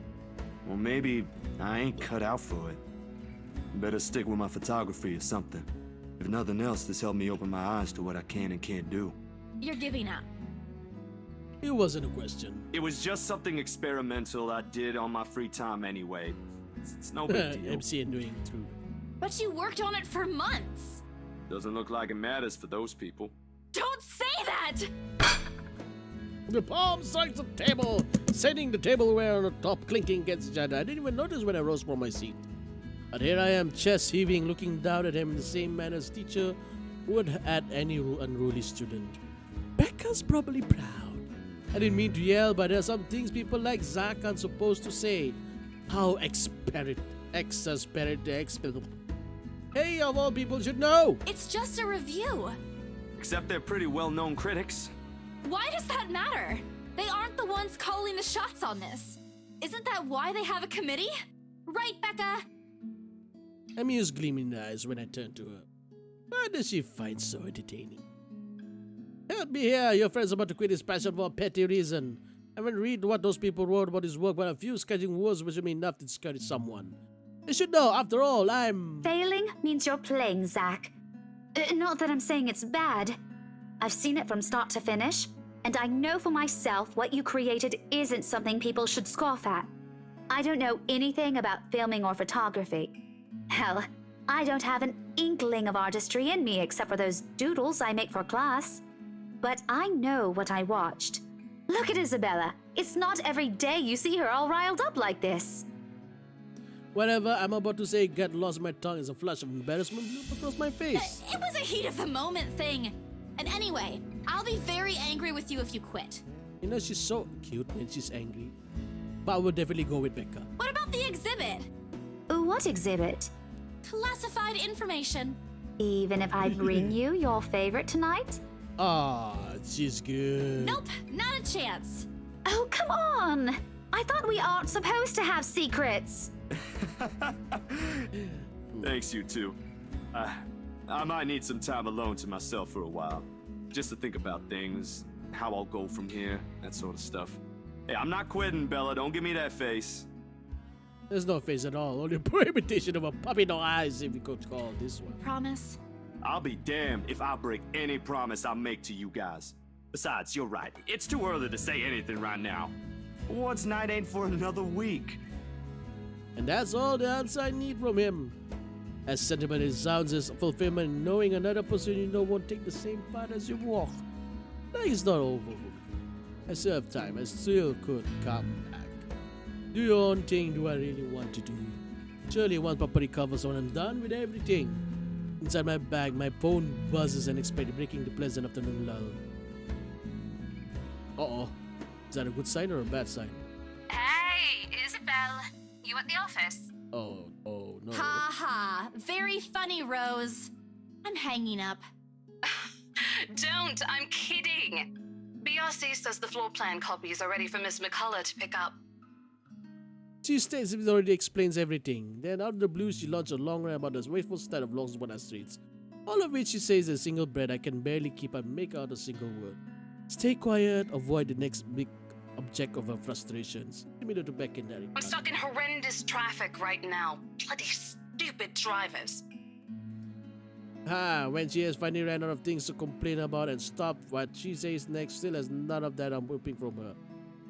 Just a quick mumble plea for me to meet the right superior interior designer. Anyway, I'll leave it to you. Bye. Thanks. Classic Rose, she ends the call without even asking for my input. Welcome, Qwerty Dudo. Surat apa ni? Surat cerita bukan. This is the title of the game is The Letter, and it's a visual. Well, all this so far is a lot of happy stuff. 90% of the time is happy stuff. The 10% on the other hand is the horror stuff. Yep, there is horror. This is a visual horror game. The sky is cloudless and the noontime sun is beating down in the hard concrete when we leave the cafe. It's far from unbearable, but it's enough to put most people in a fickle mood or make them vulnerable to catching something. No wonder we have staff members going AWOL lately, not to mention my boss mercurial moods. Can't believe I'm saying this, but I want our visual cloudy weather back. All the gripes about the unpredictable weather throughout the streets of Luxembourg remain constantly busy. The hurried tapping of shoes against the pavement and inane chatter coming from lunchtime crowds fill the humid afternoon. Small reminder of the things we still have to do regardless of how much I want to return to the comfort of my bed.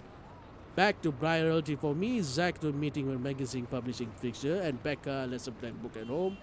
Or once to catch a sneaking long glance of something display on a window shop. Did she want to buy something we can get her for this Christmas? Turn my head at the last shop she checks out, a fleeting glimpse. The world stills. Subhanallah! Ah! Oh, fuck is that? Shit!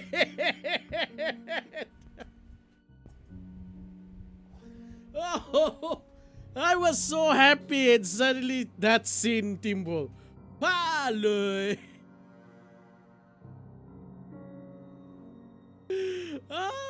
Okay, that's that. No worries, no worries. Oh. Oh, she looks at me, eyes hollow, gaze piercing and boring into my very soul, like a set of chains to keep my whole body still. There are no shadows or whispers this time, only a plea, low and indistinct, compelling me, beckoning me, intent on dragging me to the void beyond the glass.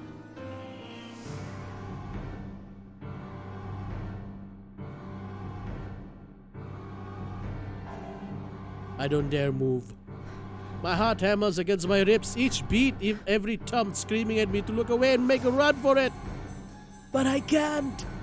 I couldn't. All of my limbs feel heavy while my own breathing strains the face of her calls. Leave me alone. Her mouth is stretched in a grin, wide and unpleasant. The panic building up in my chest forced me to take a tentative step back. Try not to stare at decaying flesh, the blood streaming from the gaping wounds on her arms or the nailless fingers. I don't want this. Not like this. Not after I got what I want for Papa. No, stop. Leave me alone.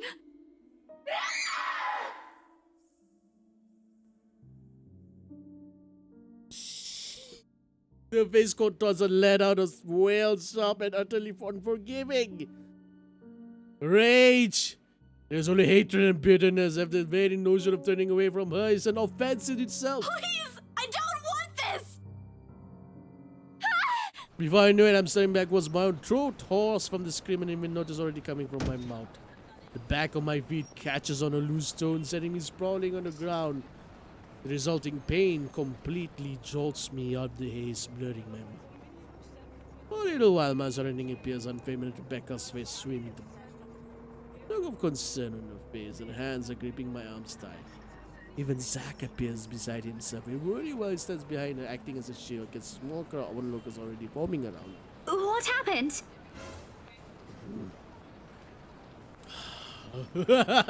Wow! The positioning is too epic, dude. That is too epic. Bella, you okay? My mouth opens and closes, but nothing comes out. The words refuse to form. On impulse, I sneak a swift glance at the display window. She's gone. Yet the foreboding feeling hasn't left me. My hands are shaking as I push myself off the ground. The face is still there. My weakened limbs relying solely on reflex and muscle memory. Something icy has made its home in the pit of my stomach. I want to throw up. Anything to get a wretched sensation out. You are screaming. Zack, call someone. No, don't. I'm good. I'm good. I need to get to the office. Rose, the floor plans. Someone's going to pick it up. I'll see you later. Careful. Don't stand up yet. Stay put, Isabella. Zack, you watch over her for me. I'll call for someone.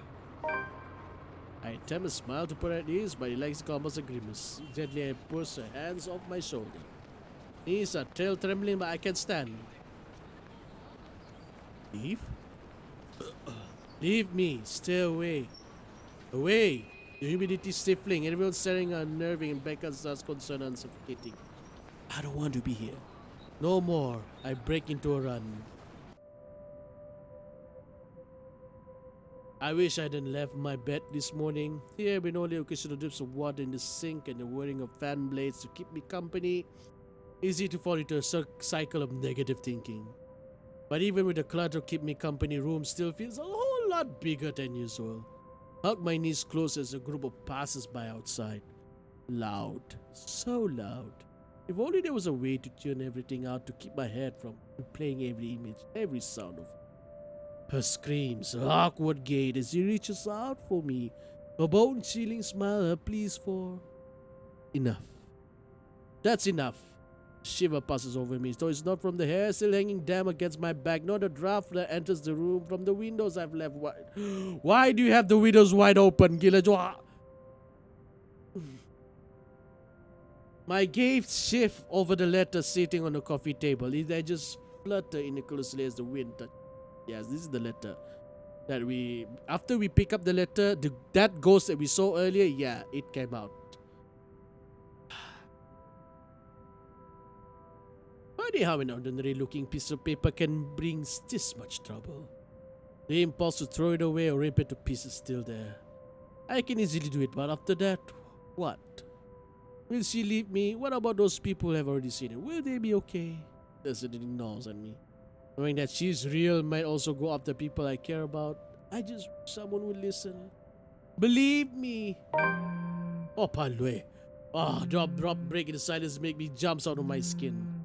I fished my phone out of the mess of papers and cushion. Okay.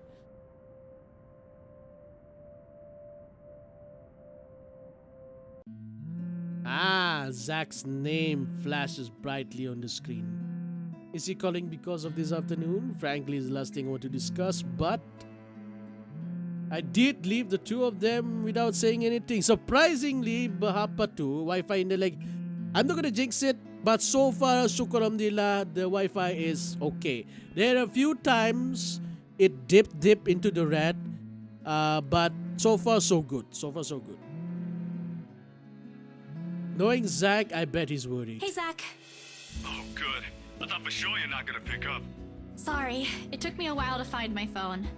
No worries. You game tomorrow? I pause. I don't recall making plans with Zack for the weekend. Did I forget something? Remember that guy I told you about? Back in the movies? The, priest? For the blessing? Does it ring a bell? Alright. Orang UNN baru masuk kerajaan. Okay, that's a good one. That's a good one. I did say that, but I don't think he actually go through trouble, especially what happened with this film. Sometimes I forgot how kind Zack Yeah, can be. I remember.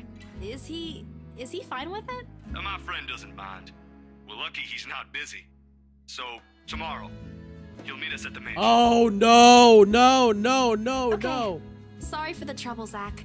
Hey, no problem. I'm the one who suggested it to begin with. And, well, this afternoon you did surprise us. Never seen you scream like that. You scared the hell out of Rebecca. Who doesn't scream even though it's just one aesthetic picture? Aku putang subhanallah tadi macam terkejut ko melihat. I guess I owe you a lot for this, huh? Nah, we're cool. You had us worried.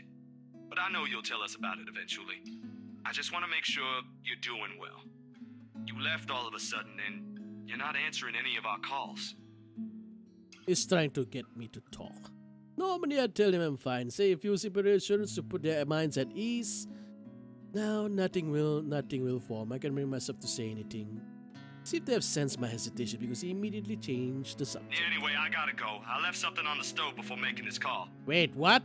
He was Just in the soup. house? But it'd be embarrassing if I burned soup. Ah, okay, I sounds. doubt it.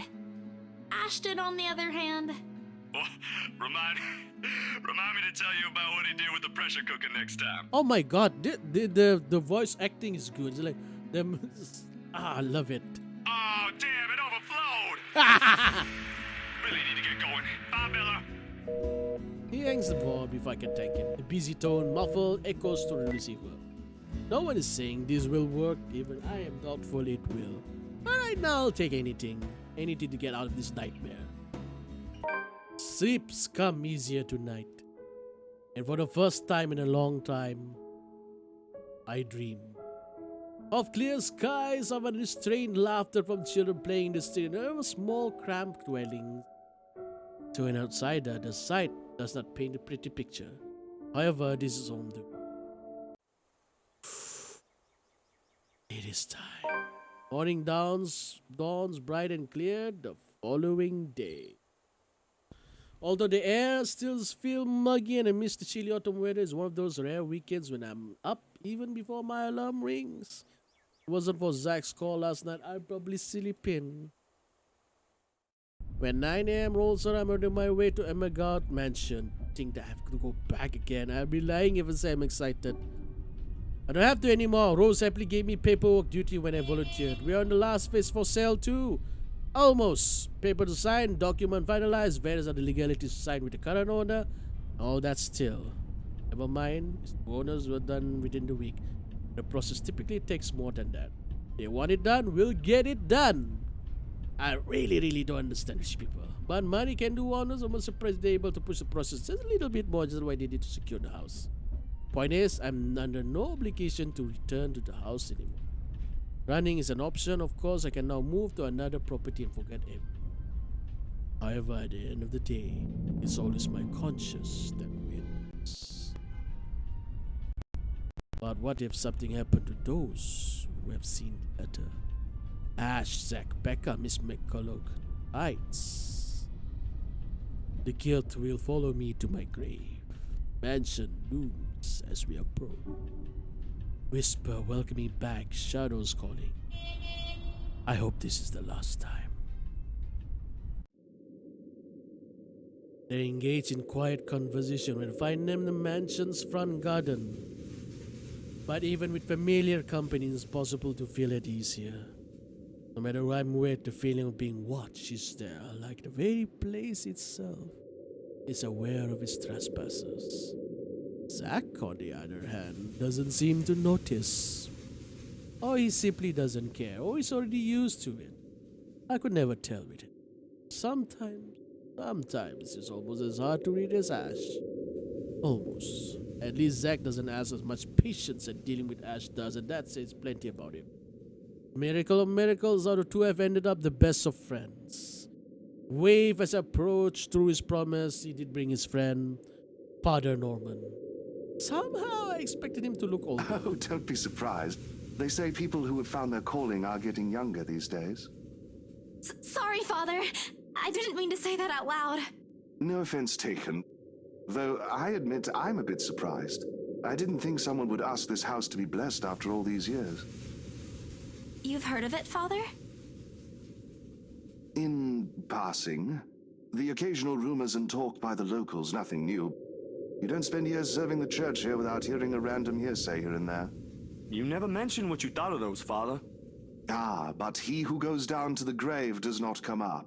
He shall never return to his house, nor shall his place know him any more. But what I saw... May not be what you think. It depends entirely on what you mean by it. If you're talking about spirit beings, angels, demons, then yes. Are we talking about the spirits of people who have departed? The word makes it clear that once the deceased has left us, they are gone. But of course, I didn't come here to bore you with a lecture. No, it was enlightening, Father. Thank you. Just remember that a god who loves his children would never let them linger once the time comes. That's what my papa often tells me. Your father must be a good man. He raised you well, no doubt. Well then, shall we?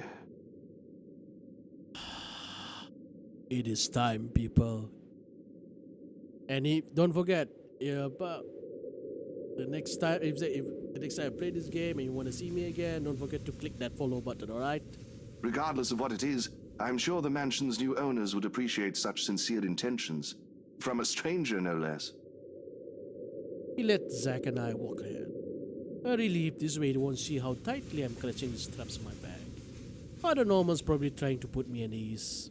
But the worry, the cold, restless, foreboding feeling is firmly lodged in his stomach, making the present known with every step we take towards the house. Hey, you okay? No! Save. Zack 19 lurched on my side, careful my emotional voice saying me, this place give me the creeps. It's hard to lie when Zack giving you that look. Just there. Kind and implores a silent appeal. I'm not sure if he's even doing it consciously. Another breeze blows. I try not to shiver. Try not to listen to the voice that may or may not be there. Ugh, this place really gives me the creeps. It doesn't seem more than an ordinary house to me, though. Damn, I should have brought my camera with me. I saw a few areas that'd be good for a shoot. You think the new owners will allow it? Shh! What if you catch something? Or someone in one of the pictures? It just means they want to be seen, doesn't it? Don't ask for it. It's not like we can stop them if they do. You're really not helping, Zack. All right. Sorry. Don't worry. I don't think whatever's inside this house will do anything. I'm here, yeah? I'll take care of them. Or I think I can. You're not that scary, but thanks. I'll be sure to run behind you if I see one.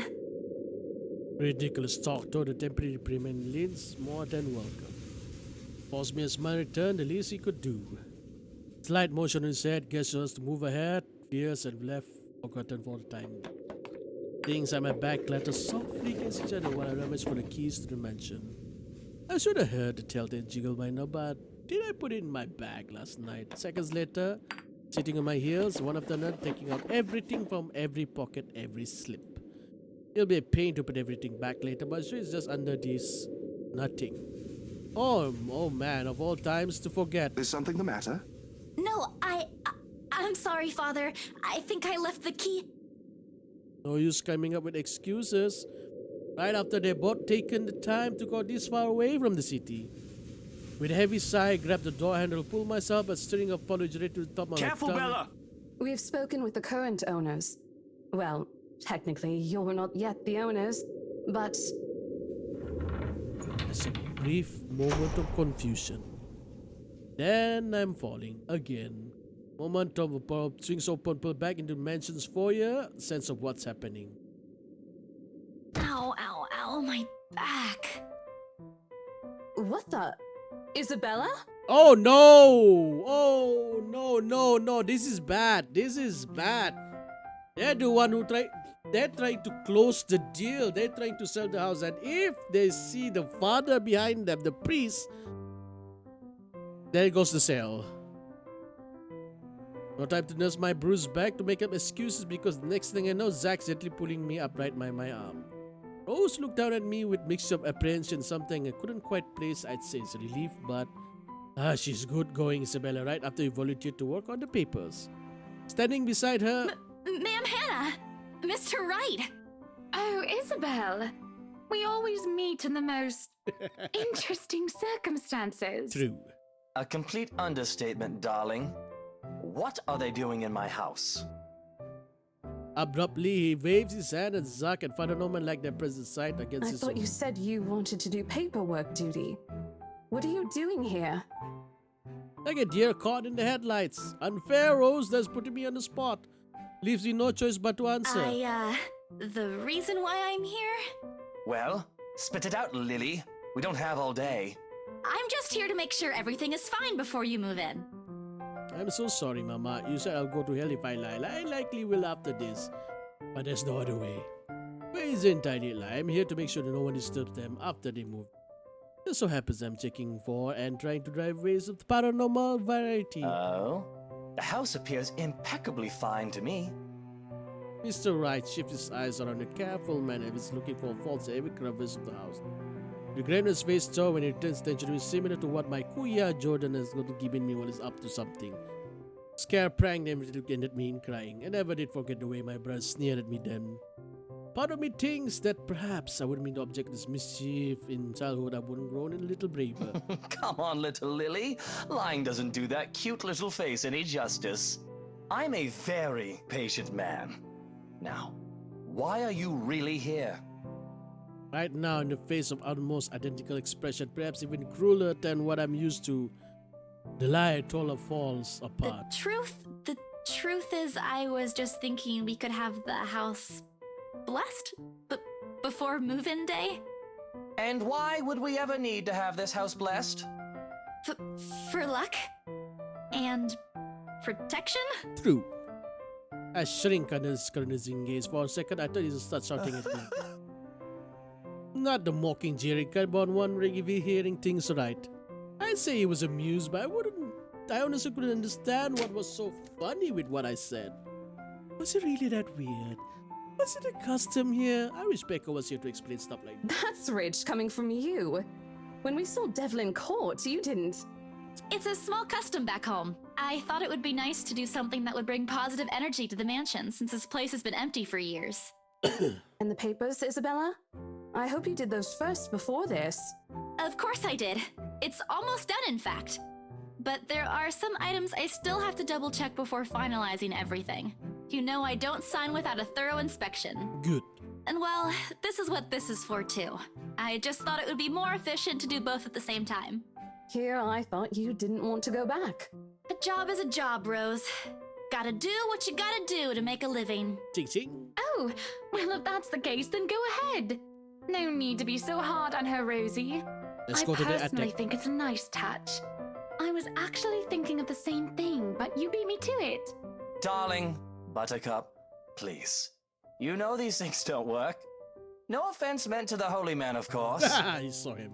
That does not explain the nigger, though. What? Oh, okay, did not expect that word in this game. Damn. All of a sudden, there's an awkward silence that even Rose, of all people, seemed reluctant to break. Although a desire to do so is evident in the way her eyes never shift to Mr. Wright. Meanwhile, Zack's grim arms at the Titans doesn't say anything further, but there's a conflict look on him when I glance up. That's the face he makes only when he desperately wants to give someone a piece of his mind but chooses not to do so. Mostly to avoid confrontation or fanning the flames of an argument. Yes! Sus, very sus. Always been like this. Even among his own friends, chooses to take a placate stance despite holding options of his own. Not that I won't say anything on Mr. Wright's client, but you can't just say that in front of the other people, in front of Zack, no less.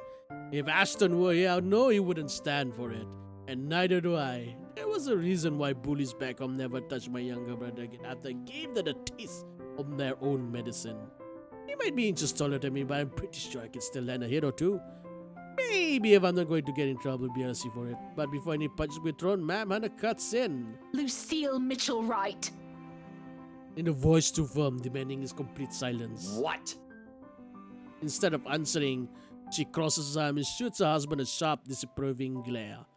Seems to have done the trick. He immediately shut his mouth, but muttering few honorable words at his breath. This ma'am, Hannah could have signed and shake Oh, her give it heads. a rest, love. Do you have a better idea? Who knows? Positive energy might even give us what we've been waiting for. Or some peace. Alright. Let them do their job. What have we been waiting for? I don't think I was ever informed of. Nothing you should worry about right now. Anyway, we've still got a few things we need to discuss with Rosie here. Over lunch? I hope you don't mind, Isabel. We'd love to take you with us, but... Oh, no. Go ahead, ma'am. This'll take time. That's why there's 2 of us working on this. Rose looked like she's about to murder someone, probably me. At least you won't have to say in the haunted property she's getting the better of the deal than anyone are going to ask me. Oh, wonderful. I hope the next time the 3 of us meet, it'll be over a closed deal, Of course, ma'am. Please look forward to it. Rose hurriedly hands me the keys to the house before leaving, mouthing reminders to secure the place and harmless threats for throwing her under the bus. I return with a reassuring smile on my own, even she's the one who forgets. Sheesh. Just like that, gone as quickly as they appear. Retreating from one scene to the next and leaving wondering this simply was typical for the rich and famous. Stay with my rundown apartment or little shack back home. They still joy in the smallest things after. With a house this big, surprisingly, it takes few hours to finish. Sun's already high by the time we've gone through the last room. I can never say I'm a devout follower of my own faith, and even with Mama and Papa's teaching. Hearing every word Father Norman utters we around the house had put me at ease. All of a sudden, the mansion doesn't seem so scary anymore, finally. Maybe there's an end to this, or perhaps that is the end. This is goodbye. Business in the nearby village. Okay. Reminds me of distant memory of helping hands, few kind smiles. Before he leaves. Isabella, a word before I go. Zachary hasn't been really forthcoming with your situation, and it is something I understand it wasn't his to share. But whatever burdens you, know that it's not a permanent fixture in your life. Besides, you have people to bear it with. I bite back the harsh retorts before they come out, masking with a smile as we move. Wave the good priest off. His words, though meant to comfort, has only left a bitter taste in my mouth. Doesn't believe you, what am I to do? And lands briefly on my shoulders, doing my thoughts before they take a sullen turn.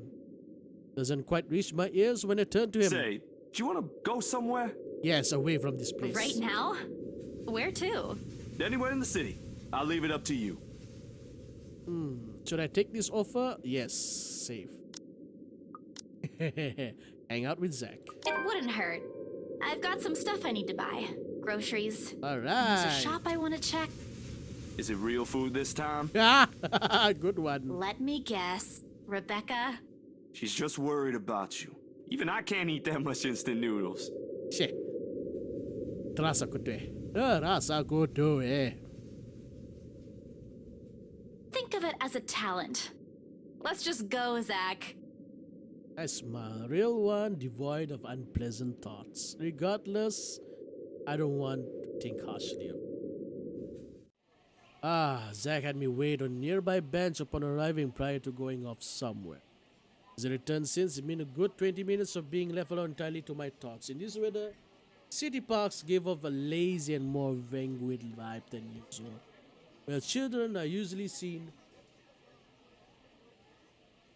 running around and playing, there are now people lying leaning back on a picnic blanket simply enjoying the afternoon sun. Smell of food drifts from nearby carts.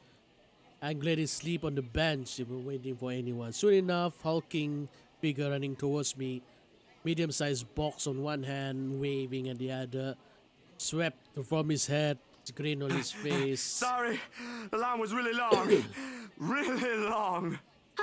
You didn't have to run. Sit down first. Nah, I'm good.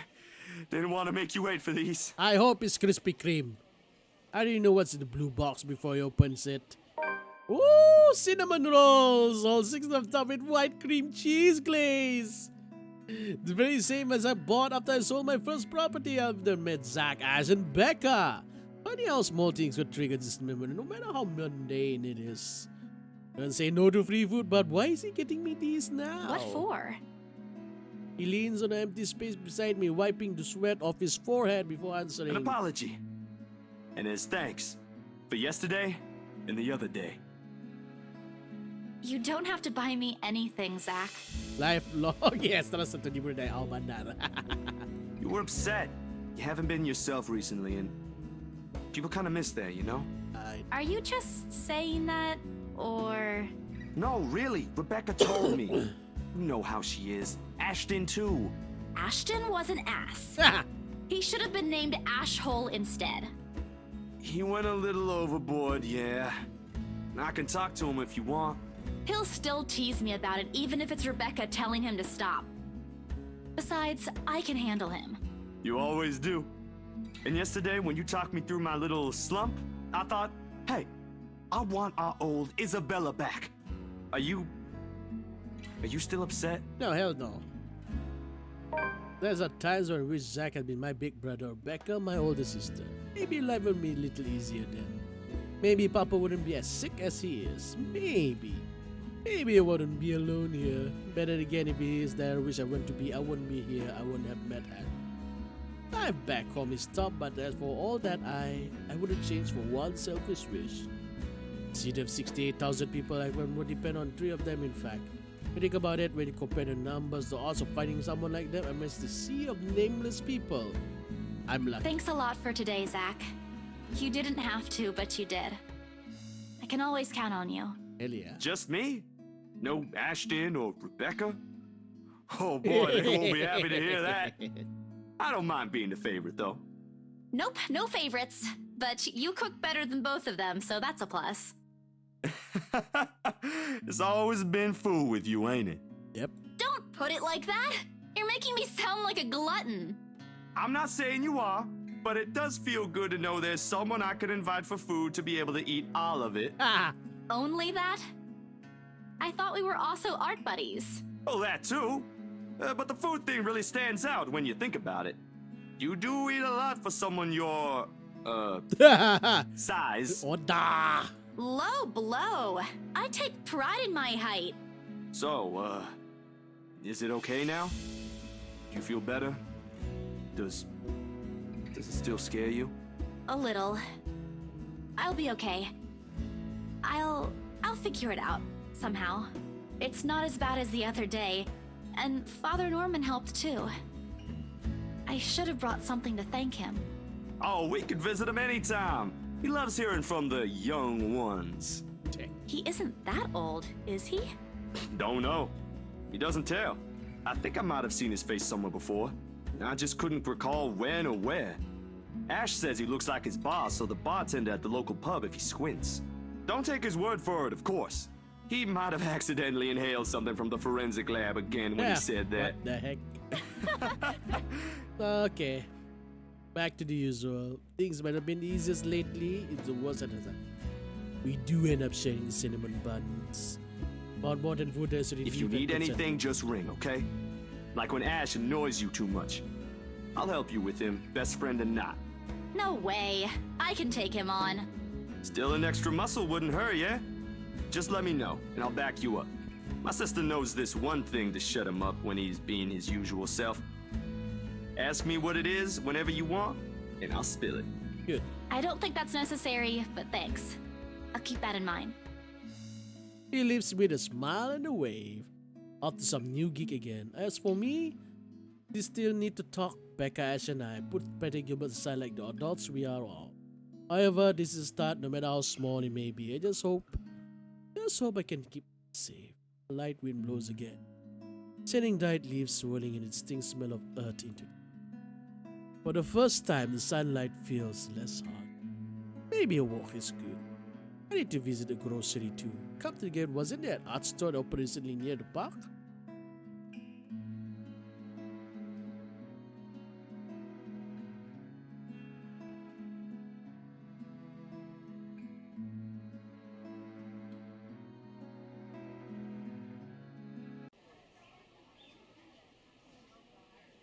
Wait, why are we still here?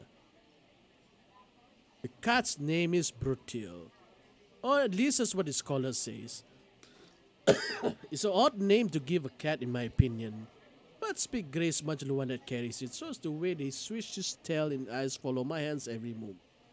Not sure what he find fascinating in me, to be honest. I wasn't a very picture of grace, and he found me after all. It wasn't bad at carrying 2 heavy bags of newly bought art materials and groceries without help or a sure ride home. In hindsight, perhaps should have bought all this at the same time. I didn't even make it past the park. Now I'm suffering underneath the glaring afternoon sun, hunched on a park bench and drenched in sweat, the company of a cat, curiously watching my every movement. I hope it stays where it is. Black cat, but back at home, they consider ill omens. Don't look at me like that. I can act graceful as well if I want to. Not that I ever acted graceful in my life, of course. Growing up with a rowdy younger brother and sister does that. Or maybe it's the opposite. Mama used to call me a little troublemaker before. Well, graceful or not, there's no use moping a sort of braid and then I'm off. Like the company bad even if the cat songs doesn't bite or crosses my path. Where's your owner anyway? Yes, one doesn't he? An owner? That's what the collar's for, isn't it? Bandage is wrapped on his one paw, so I wonder what happened to it. Did he run away? Well, if you don't have one, I won't be able to take you in. My apartment doesn't allow pets.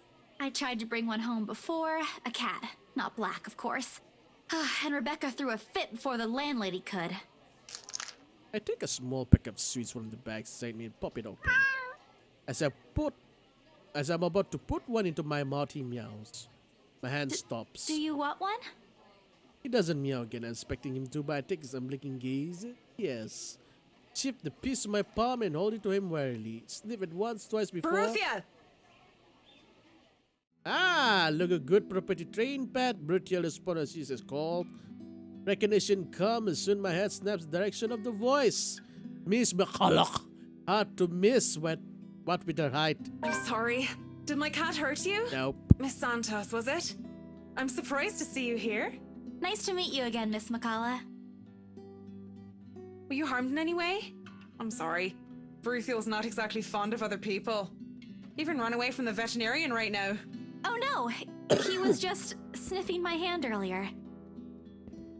My Bruthiel's a she. Okay. She of all time, I thought. The pause in conversation with me one is uncomfortable. We're merely 2 people working different jobs at the same client. Frankly, meeting like this doesn't happen a lot. If it does, simple nodding of head, is it? Still trying to be friendly wouldn't hurt, right? Say. Right, let's talk about her cat or about her job. Her cat. I keep my tone cordial and I'm actually surprised you have a cat, Miss McCullough. And why exactly is that? There are a lot of people who have pets. Yeah, but not a black one. I'm amazed you're taking care of one. I don't understand what you're trying to get at. Is there a problem with my cat? No, not at all. She's very sweet. Just in other cultures, aren't they a sign of bad luck? Back at home, it is. My grandmother used to tell me stories about Nothing it. has happened to me so far. Displeasure is evident on her face. And of course, I've forgotten for other people, black cats are an omen of good luck. Here you go again, running your mouth off, Isabella. I rack my brain for a way to remedy the situation she holds on the hand. This is a good place to stop and end this conversation, don't you think so? Ouch. It is good to see you again, Santos. A complete dismissal, ever had one. You know what? Can we go not the cat? Let's load back at one.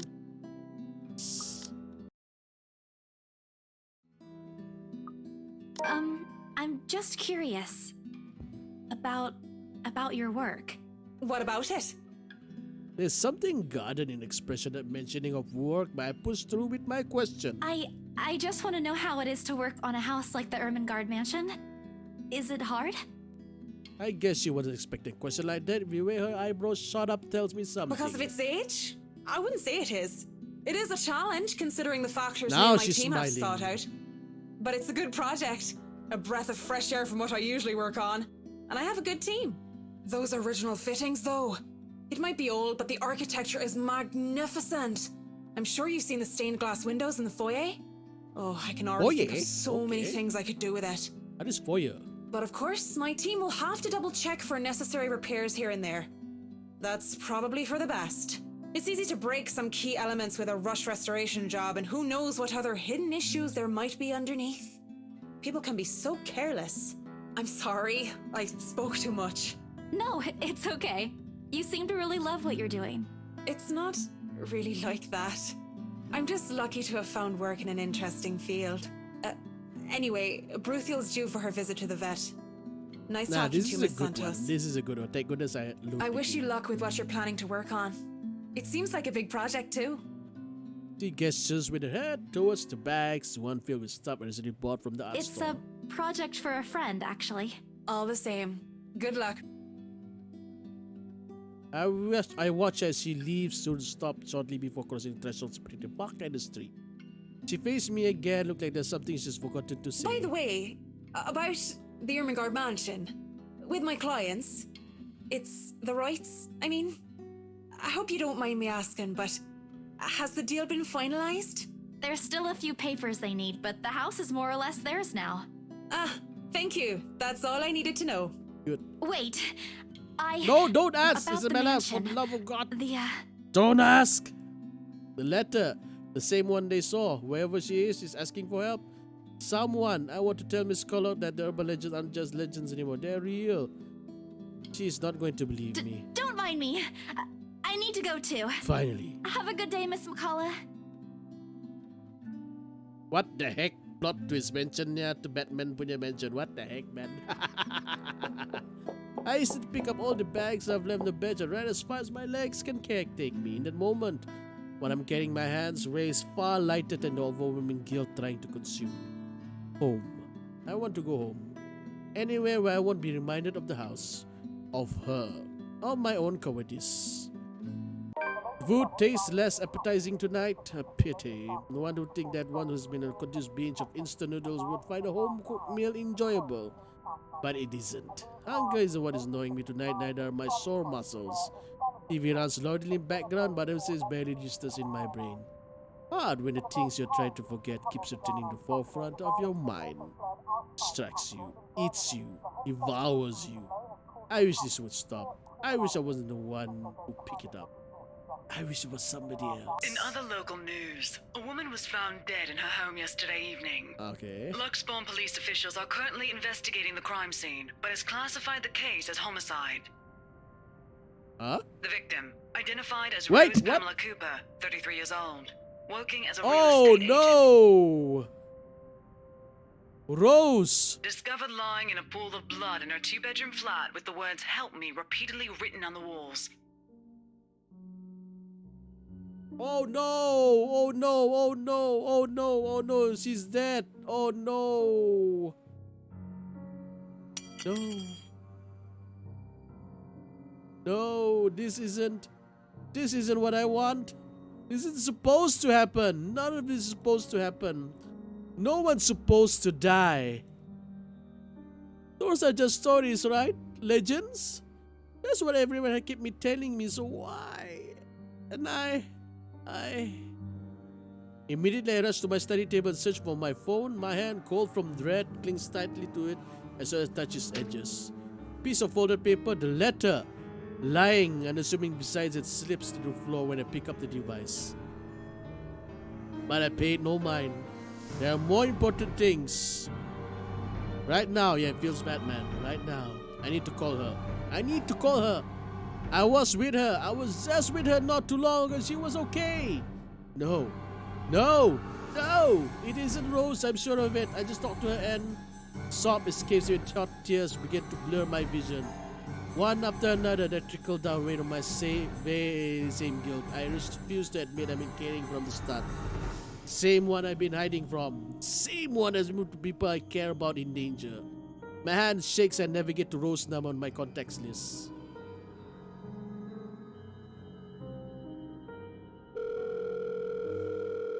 She'll answer, right? That's what she always does. She'll pick it up, tell me to turn down the water walls, and call me a wuss afterwards. She'll answer. Please answer, Rose. Again and again I dial, whispering, praying, pleading. Come on, Rose. Don't do this to me. Please pick up. I know you're there, Rose. You're not dead. Please tell me you're not. This adds to the series of deaths and disappearances that has plagued Luxbourne in the recent years. The authorities are currently looking at a possible link with the notorious Anselm Butcher case. TV runs loudly in the background, a deafening static sounds from my phone speakers. But in my ears, I can only hear the screams, her whispers. Help.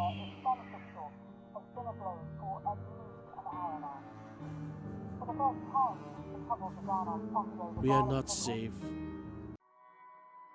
Oh. Buzzing sensation jolts me awake. My body still wants to sleep to forget what I heard, what I saw last. But it's there, nudging, prodding at me. Slowly I become aware of how awkward my position and the aches. The coping sleep in the curl-up position the night before. If I even slept at all. The memories are impossible to forget now that Rose gone. They say it's easy when you say it out loud. Instead, the words weigh heavier each time. She's gone. Gone because of me. Gone because of one letter I was too curious to look at. I should have been more careful. I should have kept my mouth shut. I should have destroyed before anyone else had gotten involved. I should have. Okay, notification light, laptop blinks mockingly when I look at it, calling me back to a sense of normalcy. Out of habit more than anything, okay. Instant light events, all stop emergency meeting 1 p.m. to p.m. Attendance must. Okay, everyone copied the attendance log. It was one of the typical days I've been complaining office today. Today my limbs just feel heavy. On one hand, going to keep me busy, take my mind elsewhere. On the other, the place serves stark reminder of what my own cost me. I should just...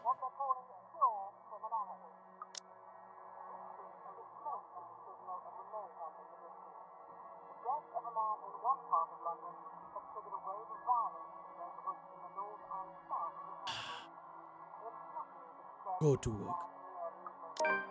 Moping won't get me anywhere. This is just one of those things, isn't it? You deal with it with a smile no matter how bad things get and hope for the best. Although my body feels like lead and my limbs are sore, I push myself away from the chair and head to the shower. Woo! The letter I dropped on the floor last night flutters open as I pass by, unfolding for no one else but me to see. Every word written on it glares back at me. They sneer. They ridicule. Like living beings fully aware of what they have done. With a huff, I pick it up and shove it into my bags, perhaps with more anger and frustration than I'm used to. These two I'll deal with. Somehow I'll find a way and make things. I have to. Before it takes more people from me. Even I must do it on my own. Woo! Okay, so one thing for sure I can tell you guys, I'm already streaming for 3 hours 42 minutes, and man, it has been a roller coaster of a ride. The thing is, I haven't had dinner. Yes, I actually, because the story is getting interesting, and I actually decided to forego dinner.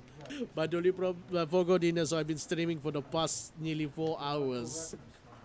By now, I think I'm at my limit. My stomach is already like, hey, see, I ran out of water. I'm resorting to my backup, and my backups have that much left. So, what I'm going to do, I'm going to stop here first, people. Okay, and we're going to continue this tomorrow. Okay, then we're going to do this tomorrow if I'm free. All right, if I'm not, I'm going to continue the next day. The most important thing is that if you follow me from the beginning and you haven't followed, don't forget to follow me. Click that follow button, all right? And to the others, thank you for staying with me. I know it's like 90% of the time is more like visual novel, normal. But 10% it was horror. But man, when it happened, it really happens. And now we got a murder case. Her work colleague died. Rose died. So yeah, I can't wait for that tomorrow. Okay? So hope you enjoyed the stream so far all this time, and can't wait to meet you guys. Can wait to play this game again with you guys and see the conclusion of it. All right? Okay, so that's it. Enjoy life. Enjoy your day. Ciao.